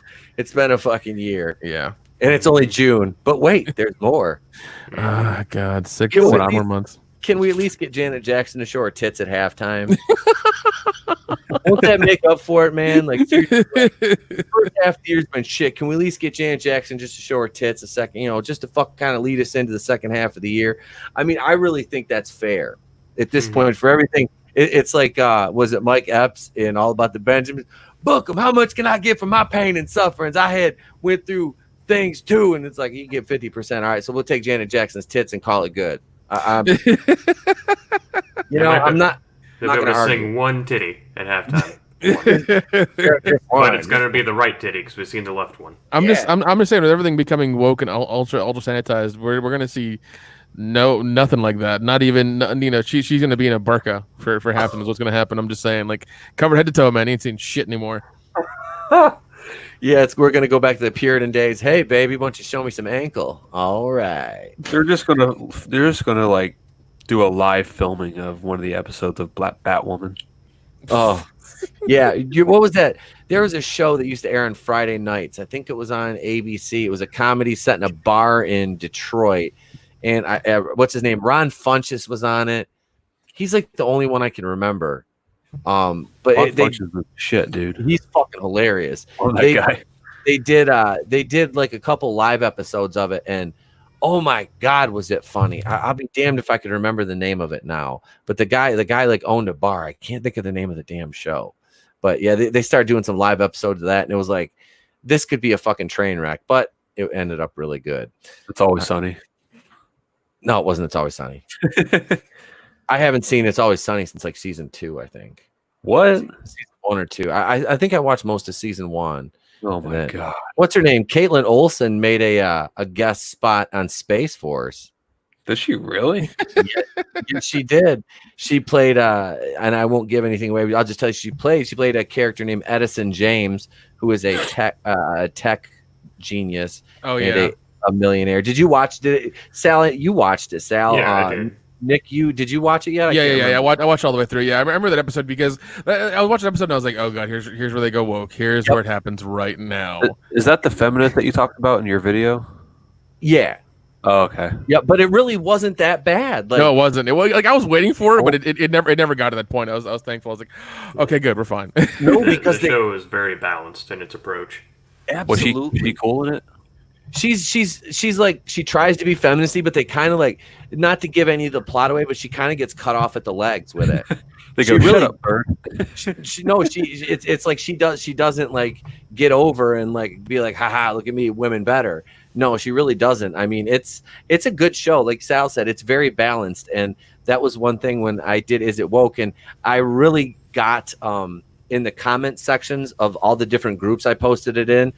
I got a lot of a wide range of comments, and I had a lot of people saying it was super woke, and it was, and then I got it wasn't woke at all, and then I got a lot of it was just they thought it was fucking boring and stupid.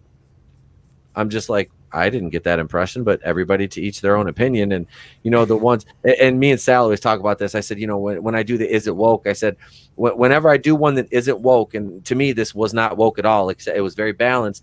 You get those people that hear that fucking dog whistle, and they hear that dog whistle, and it's like, oh, it's woke. It's like it really isn't. It truly is not. Like they took shots at the president, but it really wasn't anything over the top or where it's like really on the nose.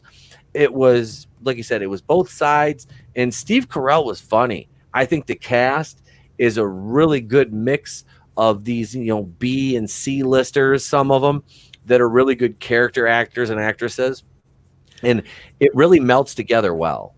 Yeah, the only thing I thought it was an all right show. I kind of enjoyed it. I was kind of like, I wish I would have been a little bit more, but that's just me. The two characters I didn't like were the daughter and then like that like Russian guy who kept trying to get secrets from her like blatantly. Yeah. I was kind of like, oh, just fucking quit this, man. This is not funny. Just get it out of here. The daughter was just kind of unlikable because she was like insufferable. And she was like, because I'm like, you have the teenage daughter who's giving him shit, you have the wife who's giving him shit. I'm like, just eliminate the daughter, get her into fucking military camp, and just have Lisa Kudrow, because I love Lisa Kudrow in that show. She was wonderful. Her and Steve Carell were like really back and forth. There was amazing. You could see the chemistry there and everything. It was wonderful. I wish there was more of them. I wish they hadn't written her in the way that they did for that show, and she was around more. Because their dynamic was fun, and him dealing with what he was dealing with, and she was there for limited reasons and stuff. But I don't know. I wanted to see more Lisa Kudrow because I really like her. John Malkovich was actually fucking hilarious, man. Oh my god! He's a treasure. He is. He really is, dude. Oh, he is, man. Fred Willard, God bless you, sir. Yeah. I wish you were in more of those episodes, but I understand. Things happen. I fucking love Fred Willard so much. He's goddamn hilarious. One thing I do love in the show is that they have this round table of all the military people, and all of them talking is just hilarious, because you have Steve Carell, Patrick Warburton, God, who else do you have? Larry Joe Campbell, Jessica Lynch. Jane Lynch, and the guy that we always get his name messed up that was in the CDC Walking Dead. CDC guy. Walking Dead. Yep, that guy, the scientist. He's the one that plays the Air Force general. It's Kit Graveston is the character's name. Noah Emmerich. Yep, there we go. See me, I always get that mixed up. Always, every time. Yeah, and I mean, like that stuff in itself is funny as well, because I mean, you're just looking at all these names here, and it's just going crazy with it. It's like, oh, let's push the button, let's do it. It's like, whoa, calm down. When Jane Lynch says, bomb? when Jane Lynch says to Steve Carell, she goes, "If you acknowledge my pronouns one more time, I will fuck you in the ass." I was like, "Oh my god!" Yeah, like that sounds like some shit Jane Lynch would say too. I'm just like, God damn it, Jane Lynch, you're fucking awesome. Shit, dude. Well, and I talked about this a little bit Monday. She had a great dynamic with him in the 40-Year-Old Virgin. Mm-hmm. Yeah, so dude. I love really so much. Oh god, yes, dude. It really, like the few lines of dialogue that she had in this, especially the one with Carell, was great. I mean, that woman is fucking hilarious. She was. I watched that show she hosts. I don't even know if they're still doing it or not. They're going to. They used to. It's called was it Family Game Night or something like that? Yeah. And it would be like a celebrity game show with her. She hosted it. I used to watch that every weekend with my wife if I wasn't on the road wrestling. It was fun, and she's just I love that woman. She's hilarious. She really is. She is. She really is. She's fucking awesome. But yeah, dude, I could have done with a lot more scenes of just the fucking Joint Chiefs talking, especially the way they fucking just buried Larry Joe Campbell. It's like, you're from the Coast Guard. Shut the fuck up. Nobody cares what you think. Yeah, I would have definitely loved more of that shit, because that that was so funny. And just like, like Steve Carell really pulled it together. Like him being stressed out reminded me of like Get Smart and that whole character he was kind of pulling together. And I was just like, I kind of saw that in there too. I was like, oh, okay, I see where you're coming from. And it's, for me anyways, I like the show. It wasn't that good. I'll definitely watch season 2 to see what else is going on, because it kind of left a cliffhanger. But overall, I mean, it was a fun show. It was a fun show. I liked Fuck Tony basically being the same character from Parks and Rec. Yes. Well, you know who that guy's based on, right? John Ralphio? No. The Fuck Tony. No. He's based on Anthony Scaramucci, who was Trump's communications advisor for like 2 weeks, I think. And then he was on Big Brother last season, I believe he was. But I'm pretty sure that's based on him. Okay. But yeah, man, it's that character was fucking hilarious. I haven't watched it yet, but I think all we need, from what I've heard from I watched your video, Pete. Yeah. Pretty sure we need a cameo from either Paul Rudd or Zach Galifianakis. I want to see Zach Galifianakis. I feel like, but here's the thing: I feel if they come in, they got to be there for like two episodes. They can't be a 1 episode thing. Yeah, it's got to be like a 2 episode arc that they got to be in there for, because those guys are too big and too funny and too good to just be like one-off episodes. Like Zach Galifianakis should play like a Canadian military leader. Oh my god! Yes. Have Paul Rudd play Bobby Newport, like a character like that from Parks and Rec, like one of the congressmen, and have him be like a Bobby Newport-esque character that, like, you know, he'd be like a male AOC. Like, that character was fucking funny. That shit was like on like her name on the show was AUC. I saw that too, and I was like, "Jeez, they're really hard on this shit."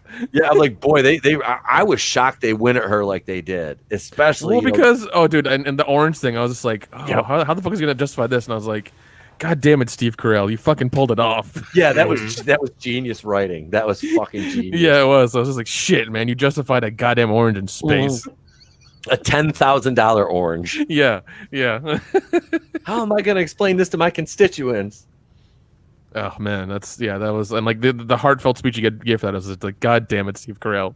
Yeah, you're a good man. Fucking Malkovich though, man. Malkovich was fucking great. He sent a double encrypted email. We're gonna need to see that email. Don't do it. don't do it. I was like, and when that happened, I was like, oh, they're gonna out him. I'm like, I thought everybody just assumed he was gay. I honestly didn't think about that. I didn't think about it until the video came up, and I was like, oh, okay, he's gay. Cool, whatever. Moving on. I kind of did. I kind of had like, I was like, yeah, I think he is, but I'm like, so they're not going to beat the drum. I'm like, all right, cool. And I just kind of filed it away.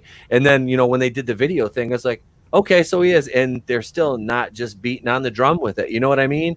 It was like, it was done. It was a funny bit. I mean, some people thought it was cringy. I thought it was fucking hilarious. Like the way they did it, it was hilarious. And it was done, but it wasn't like trashy. You know what I mean? It didn't make them look like bad. Yeah. That's that to me, that's satire done right. And that's the one thing that I really dug about the show is, like I said, it was even, and that was it was satire, but it was a lot of it was done right. And like I said, there were some things that could have been done different, and they kind of drug on, like Sal said, the Russian guy, he was just annoying. That character, it was like, if he wasn't in the show at all, like, because that was like the most, other than the AUC character, I said that was like the most on the nose thing, was like the Russian guy.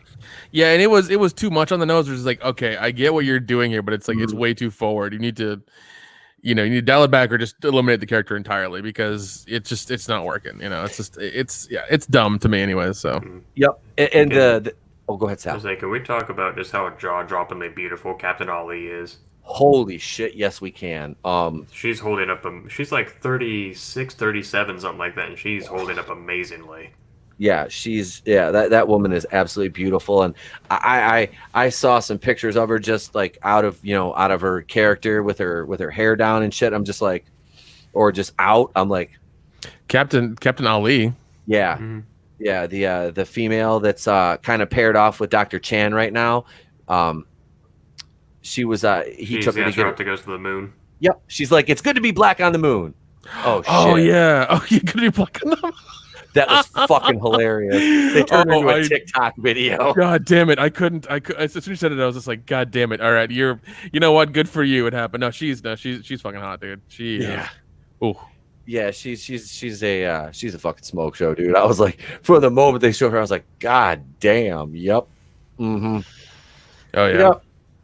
But the one thing I do like with the daughter is that boyfriend, the soldier they have her with, what's his name, Tabner or whatever. Yeah, Tab. He's so goofy, but he's like from Alabama, and of course they're gonna. She keeps calling him fake news and shit. I thought, see that shit, I'm like, that's fucking funny to me. I'm like, it is like it wasn't too bad, it was kind of funny. Well, I mean, like that was kind of another thing I kind of had a little with, or it's kind of like, she immediately disregarded him because he's from Alabama. I'm just kind of like, that's like, and she's trying to be woke and teenage and, you know, things like that. I get it. And like, you're already disregarding somebody from being from there. It's just like, why not be accepting and quit being a bitch who's slinging fucking frozen yogurt on a secret military base? Shut up. Yeah. That was the one thing she was though. She wasn't insufferable fucking. No, she wasn't. Character. Luckily there were like very small moments with her. So. Yeah, they didn't let her dominate the fucking storylines, which, like you said, we could have done with some more. Did they? They never really explained what Lisa Kudrow did. No, they never did. I was gonna say. I was like, I know I didn't miss anything because I rewound it a few times, and you know, I'm like, I didn't. But I'm like, me and the wife were at the end of it because she sat there and watched the whole series with me, and we're like, they never said what she went into fucking prison for. Because like all of a sudden, you know, yeah, for 40 fucking years, it's like, what? That's treason shit. Like. Yeah, but I'm willing to bet what happened, because in the show, like the very first thing is like, "Oh, launch today, huh?" At the secret military base that no one knows about. I bet you she's the one that was like, "Oh yeah, we moved her," but she probably told everyone about the base. That's probably what got her locked up. They locked her up. That's probably it. Yeah, who knows, man? I don't know. Hopefully, they kind of address it in the beginning of season 2, whenever that happens. Here's that Area 52. Yeah. Area 51B. 51B. Oh god. They got him with that, you know, Steve Carell's kind of paired off with that contractor. And that's, I think that's a good match for him. I'm waiting to see if they have his wife do a guest spot in here. Because his actual real life wife was Carol in The Office, the realtor that sold him his condo. Oh really? That's funny. Mm-hmm. Yep, that's his wife. So I always found those scenes with him and her really hilarious in The Office because it's like, you know, that there's like, they're kind of like throwing barbs at each other in these scenes, you know, kind of like little subtle things because they're fucking married. I was like, I'll guarantee it. So that's, you know, I'd like to see it if they had his wife do a guest spot on here. I think it'd be kind of funny. But that'd be hilarious if they did that. That'd be awesome. But I have like Ben Stiller in there or something. Oh Jesus! I feel like that'd be a really good like permanent character. He's such a good character actor. They could like, you know what I mean? Like put him in kind of like a gimmick, like he wore in, oh fuck, what was that movie? You know what I would like to see? Zoolander, yeah. I would like to see Will Ferrell show up, but he's like a doomsday conspiracy guy that lives up in the mountains in Colorado. Yes. He finds the base. He's like, "Oh my god!" He just stumbles into it. Yeah. I just think of him being like, "Gosh, chickens." Dude, like the aluminum foil hat. Dude, he'd be perfect. He'd be perfect. Well, he would fit. He would honestly fit right in. Like, and he wouldn't even have to have like a big role because like he just chews up the scenery when he's there. Mm-hmm. So you could have him in a few scenes an episode. You know what I mean? Obviously, it's Will Ferrell. If he's going to be in an episode, you're going to want to see Will Ferrell. But you know, I got an idea for his character. So he's like one of those alien conspiracy theorists that Sal said, but then he tries to enlist in Space Force and tries to go through training camp. Meanwhile, all the other like people in boot camp or trainees or cadets or whatever are like 18, 19, and then he's like 40, 50. It'd be like Police Academy Citizens on Patrol almost. Oh my god. We need a Mrs. Feldman. Oh god. They did that with those astronauts they sent to the moon. Like the one guy was Trevor on The Office, the hitman that Angela hired to kneecap Oscar. He was the fucking janitor. And then the Indian girl that sneaks the fucking bird. She's got a there he is. Yeah. I gotta get out of here. No, do not undo your seatbelt. No, I'm getting out of here. How much do you want to bet they're going to do an episode in season 2? And it's going to be like The Office, where they like interview people. Oh, definitely, definitely. So they're having some sort of special on National Geographic or whatever. Here we go. So this is my office. yeah. The special Space Force edition or something. Who knows? It'll probably be interviewing them based on what happens in like the last 10 minutes of the last episode. To be like, so what do you think about all this stuff that went down? They're like, oh, well, he was trouble from the start, or something like. The copy machine broke. Ooh. Well, we tried to go over and steal the Chinese delegation's copy machine, and they wrecked our fucking base, and we wrecked theirs. So we were basically in a standoff on the moon, and you only have 30 minutes of air left, So who put my space stapler in Jello? This is my personal property. It just turns into Despicable Me. They just try stealing the moon. Oh my god! If they're gonna jump the shark, jump the fucking moon. Jump a shark over the moon and just do it. Have a shark cow over the moon. I like you see the dog tail floating in front of the camera. Oh my god, that thing! Holy shit! The goddamn monkey! They get on bicycles and then fly. I said so many nice things about him. Oh, dude, that fucking. Oh, I remember that. I remember that scene. That was so ridiculous. Yeah, it's a fucking dog. I need to watch that show now. You guys make it sound really cool. It's worth funny. a watch. Yeah, it's definitely worth a watch. Definitely worth a watch. Yeah, I started. I was like, I was like, because Sal and I were talking. I'm like, I got to do an Is It Woke, and it was supposed to be Saturday, and the weather was so nice. I took my family to the zoo Saturday. I'm like, I'm not doing a fucking video today. So I got it out Monday. We sat and binge watched it all day on Sunday, and I got the video out Monday. And yeah, it was, like I said, it was definitely worth a watch. I recommend it. It's a funny show, and right now that's kind of like the stuff that it hits home because of being such a fan of The Office, and it's a Greg Daniels, who him and Steve Carell worked on The Office together. I thought there was a lot of things that worked really well on the show. Like I said, despite there was a few missteps here and there, but it was good. I'm glad you guys like the show because, like, I live near the Kennedy Space Center. I'm like right here. Oh like, shit! I can just drive 10 minutes down the road. You lucky motherfucker! You got to see the last two launches from a couple weeks ago from SpaceX, the two dudes, and then Starlink. Yep. Yeah. I mean, I grew up watching rocket launches and all the shuttles and stuff, and I mean, I can go out in my driveway and look up, and it's like right there. Oh, that's but awesome, I can drive 10 minutes down the road, and I'm right next to the river, and it's just right across from the river. So. Like That's awesome. Swarms of people come for these launches, but I was like, I saw the show coming out, and then I was like, oh, it's gonna be woke, and I was like, I don't know if I should take offense to this because this is like a big deal, like, and I don't really take offense to like shit like a lot of the weirdo internet people do. But I was like, man, this is gonna hit close to home, and they're gonna be a bunch of douchebags. So I'm glad you guys like it. Yeah, I mean, it's not woke at all. I mean, there was that one episode that thought it was going to be, but it wasn't. And yeah, I mean, it's a solid show. And I mean, I feel the way you do about space. I mean, it's just kind of like, don't ruin this for me. Don't fucking do this. Exactly. Like, Yeah, please don't.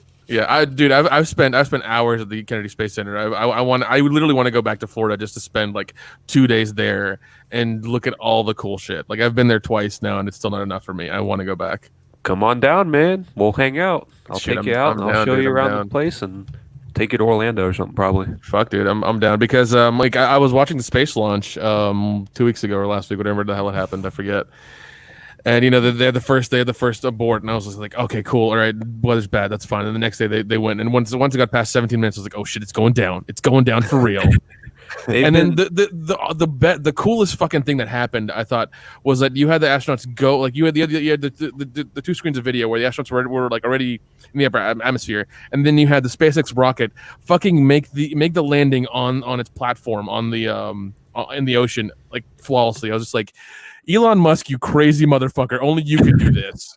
Yeah. Launch two guys in space and then immediately have your rocket make a touchdown landing on a goddamn floating platform in the ocean. Shit, man. They've been doing those for about 5 years now. They've been launching them and landing them on platforms in the ocean, and they've been really successful doing that. I remember when they were first doing that, they had a couple mishaps. So I remember a couple of my classes here, and some of my college classes, we were watching them, and it was like a blooper reel. We're like, oops. So it would land, and then it would slip on one of the legs, and then it just blow up. Yeah, because I mean, like, because I mean, like, it was so fucking amazing to see. Like, it's like, holy shit, we live in the future. This is a thing now. Oh my god, because it's like two guys went up. Their launch went good. They went, on the orbital launch for their 20 minutes of like trying to extend their orbit out to meet the National Space Station, and then the other screen was just like the fucking rocket landing on the platform in the ocean. I was just like, oh fuck, we live in the future now, don't we? Shit. Yeah, I got friends and people that I know that I'm close with that work out there, and they work for Lockheed. They work for Boeing. My cousins work for Boeing. I got friends that work at SpaceX. They work on the Falcon 9 rockets, and Cool, man. it's really fucking cool. So that's what I grew up with. So again, I was like, oh god, this show is gonna like really shit on everything. I mean, it shits more on the like the American military side of doing stuff where it costs them like $1 million to try to get the rocket into space. It's more on that. It's more on that aspect than anything. Okay. Because like China, like the stuff that China does to them and irritates Steve Carell the whole time is fucking hilarious. Yes, it is. Like as soon as they showed those motherfuckers driving in the rover and the Chinese passed them, I was like, oh shit, this ain't gonna end well. It's not gonna end well. They're gonna be fucking with them. I was like, look, because the Americans think they're slick, and yep, here goes the Chinese passing, just waving, smiling. I'm like, yep, that's not gonna go well. There's only one way this ends. I feel like they're gonna start. I feel like they could film like over here for one of the seasons. Because we've had like a bunch of big movies like film over here. The last big one that I know of, I think, was I know Tomorrowland they filmed here a little bit. Okay. And Transformers filmed here. Yeah. Transformers 3, Dark Side of the Moon, or whatever it was. Yeah, when they filmed here, I had some friends from this was back in high school, and some of my friends were going over to the Space Center, to the visitor complex, and they would go take pictures with Optimus Prime and Bumblebee and all that shit. It's awesome. Casual weekend with Optimus Prime. I was like, oh shit, jeez, that's crazy. Yeah, man. I think they're gonna reopen the whole facility. At the end of June, right? They're gonna be opening it soon. Yeah. They've been closing off like the whole because it's in the wildlife refuge, so you have to like basically go through the wildlife refuge to get into the Space Center or to get on property. So they've been basically closing everything off. They closed the beach off, Playlinda Beach, which is a private beach. It's a government like area. So it's not just your typical run-of-the-mill, go to the beach, grab a burrito from the burrito place. It's like you have to drive a good 20, 25 minutes just to get through the wildlife refuge area. But it's a very clean beach. Like, I mean, there's no, like, it's not really that touristy. It's more of like a local thing. But okay. But I'll show you that too when you come down. Yeah, man, definitely. I know I got to get down there. The only time I've been to Florida is in Miami International Airport, flying to Jamaica, and I tell you what, I'll never fly to that goddamn airport again. I was one room away from them putting a rubber glove on and them calling me fucking Ahmed. Dude, I'm not even joking. This shit, I was in line with our carry-ons right now.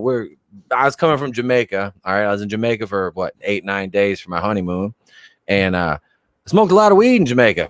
All right. That was the first motherfucking thing I did when I got on the bus and started talking to the bus driver. By the time I got to the hotel, I had a bellhop bringing me an ounce to my room. So right before we left to get on the bus to go to the airport to fly back to the United States, I smoked a 4-paper blunt with my wife.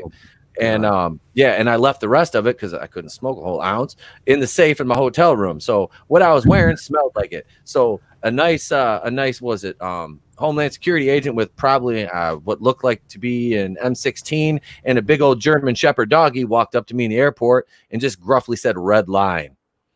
So oh shit!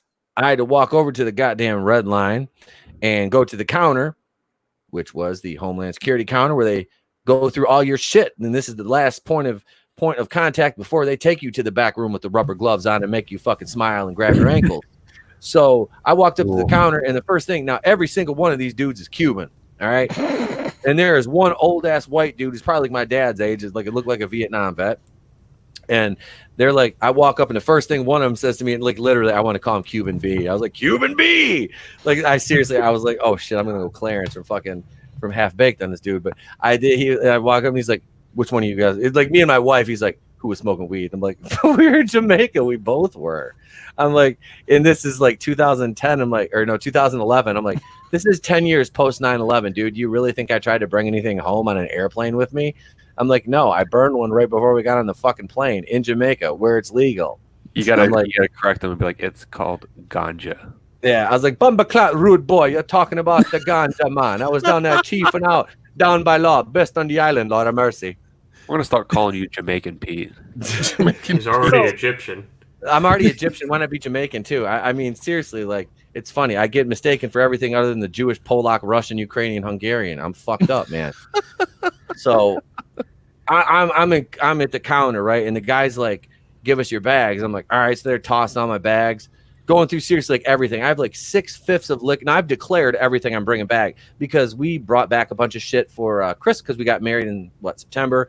Went on our trip in November. It's like we brought back a bunch of stuff for Christmas. So like I have a huge roll-on bag that is nothing but like stuff for people for Christmas. There's like 6-8 fists of liquor in there, you know, shot glasses, shirts, fucking. I brought back like 2 or 3 pipes I bought, you know, and they're nothing used, you know, just all wrapped up in plastic. And, you know, they're sitting there and doesn't say anything. He's like, "Oh yeah," they get to our dirty clothes bag and the dog fucking goes nuts. I'm like, "Well, yeah, dude, I didn't do laundry. It all smells like weed." I'm like, "What the fuck do you want? I was in Jamaica."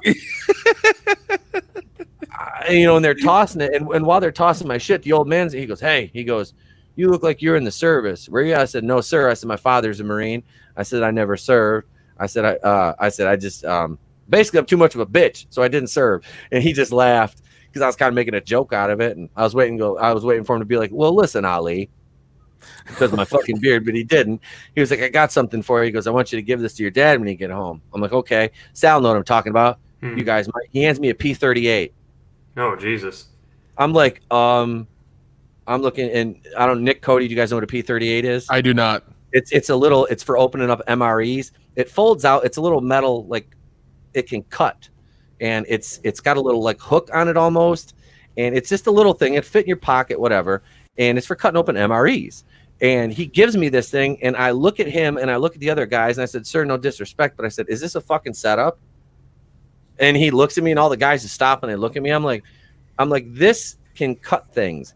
You are searching all my things under suspicion of finding narcotics in my bags because your dog marked me when I was in line." I'm like, "And you're giving me this to take on an airplane in a post 9/11 world." I'm like, "Is this a setup?" I'm like, "Am I going to get pulled off the plane by air marshals?" I'm like, "What?" I'm like, "See," he goes, "No, you're fine. Put it in your shoe." I'm like, "Are you fucking kidding me?" I wish I could make this up because I can't. I said, "Can I put it in my carry-on?" He goes, "Yes." I'm like, "All right, put it." I said, "Let the record show, all you guys, I'm putting this in my fucking carry-on." When they were done tossing all my wife's underwear all over the counter, I'm like, "Jesus Christ, dude." So literally, we're like OJ running through the fucking airport to get to the fucking gate because they almost made us miss our connector back from Miami to Detroit.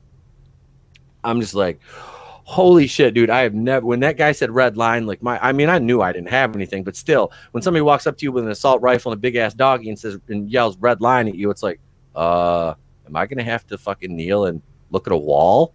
Like, historically, this does not end well. Yeah, dude. That's fucking crazy. That's the only time I've been to Florida, and I said I'll never fucking fly through goddamn Miami International Airport again. I didn't think there were any rules in Miami, so that's news for me. That's like I said, dude. That was rough. That was fucking rough. Now we flew through Charlotte when we went to the Dominican, and Charlotte Airport is like, "Oh, you've got like 18 pounds of black tar heroin. Fuck it, go ahead. We don't care." Oh god, be careful when you go through fucking Atlanta, Hartfield International, man. There were dogs there when I went through, and I was going to California. So you know, be wary. We took edibles on the plane when we were flying from. We flew from Metro in Detroit to Charlotte to Punta Cana, and my boy that went with us. There were 6 of us that went. He was my caregiver, and he had a bag of gummy bear edibles. Because the dogs can't pick up on edibles. So we took them on the plane. And we were just handing them across the aisle, eating them the whole fucking flight. That's awesome. It was a fun trip, but I know Sal's gotta get ready to go. So we're gonna wrap this one up as we're just over the 2-hour mark. So I'm gonna go around here, Cody. I'm gonna highlight you and go ahead and tell the folks listening in the chat what you got coming up for your channel. Well, I'm gonna have my buddy Thomas back on the channel.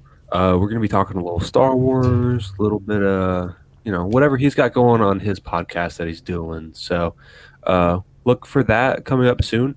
And also, we still got to plan our Four Loco office watch party. Yes. We're going to watch. We're going to do an office watch party. So we need to get on that. We're we're going to be doing an office watch party, and we're going to be drinking Four Locos. So, yeah, Nick, you want in on that? You want to drink some Four Locos and watch The Office? Dude. I don't know if my body could take that, man. I haven't drank a Four Loko. I haven't watched a Four Loko, and I haven't drank one in 10 years, dude. So I'm right there with you. Trust me. Yeah, like I don't want to die for this. This is not my hill. Yeah. Or if you just want to hang out and drink beer, I don't care. Yeah, that's good too, man. It's all good. So we'll plan. We'll get that all planned out. So go on over and subscribe to Goober Brothers Entertainment. You'll find a link to Commander Cody's channel, Goober Brothers Entertainment, in the description to this video. Next, ladies and gentlemen, he is the Don of 2 Cents Toys, Salvador. Yes, I Don of 2 Cents Toys. I review toys. I do a lot of customs recently. This morning I did a 350 subscriber celebration where I did a live customizing, and for some reason YouTube has yet to re-upload that live stream. It still says processing, even though it's been almost 12 hours, actually over 12 hours. And yeah, so if you like toys, or this is what I've been working on during the stream. I don't know if it's going to show up or not. Nope, not going to show up. Okay. Either way, I've been putting glow-in-the-dark paint on one of my aliens. It shows up in person, not so much on camera, because, you know, cameras need light, I suppose. That's a thing. And, yeah, that's all I really got. It was awesome stream tonight. You'll probably catch us another 2 weeks from now, I believe. Yep. So, that'll be fun. Excellent. Thank you, Sal. And go on over, subscribe to 2 Cents Toys, and show Sal your support. Have you hit 360 yet? I was at 357 the last I checked. All right, so let's get Sal to 360 before midnight tonight. And I tell you what, if you screenshot, if you're the 360th subscriber to Sal's channel tonight, screenshot it and DM me a copy on Twitter at the place to be RE1 or at N80Pete, and I'll send you a place to be review sticker. How about that? So there you go. I've got some of those left to give away. And last on the panel, but certainly not least, ladies and gentlemen, Big Rig Nik Uttam. Tomorrow night I will be on a live stream with the other guys from World Class Bullshitters, doing our normal Thursday 8:30 p.m. Eastern Standard Time live stream. We talk about all kinds of stuff like we do here. So we're gonna have a good time. Another couple hours hanging with those guys, being funny, being weird, having a good time. So yeah, check us out. Thank you, sir. Thank you, sir, for joining us tonight, man. I appreciate man. it. It's all good. I will be there moderating the chat. Oh yes. We always love you moderating. You're a good moderator. You give good moderation. Yeah. I give no fucks, and I have no patience. Thank you, sir. I'm not doing anything tomorrow night. I will have a chance to actually listen to a stream live instead of listen to the playback. It's always fun being there live and listen to it live. So I'll try to stick on there as long as I can. Yeah, man.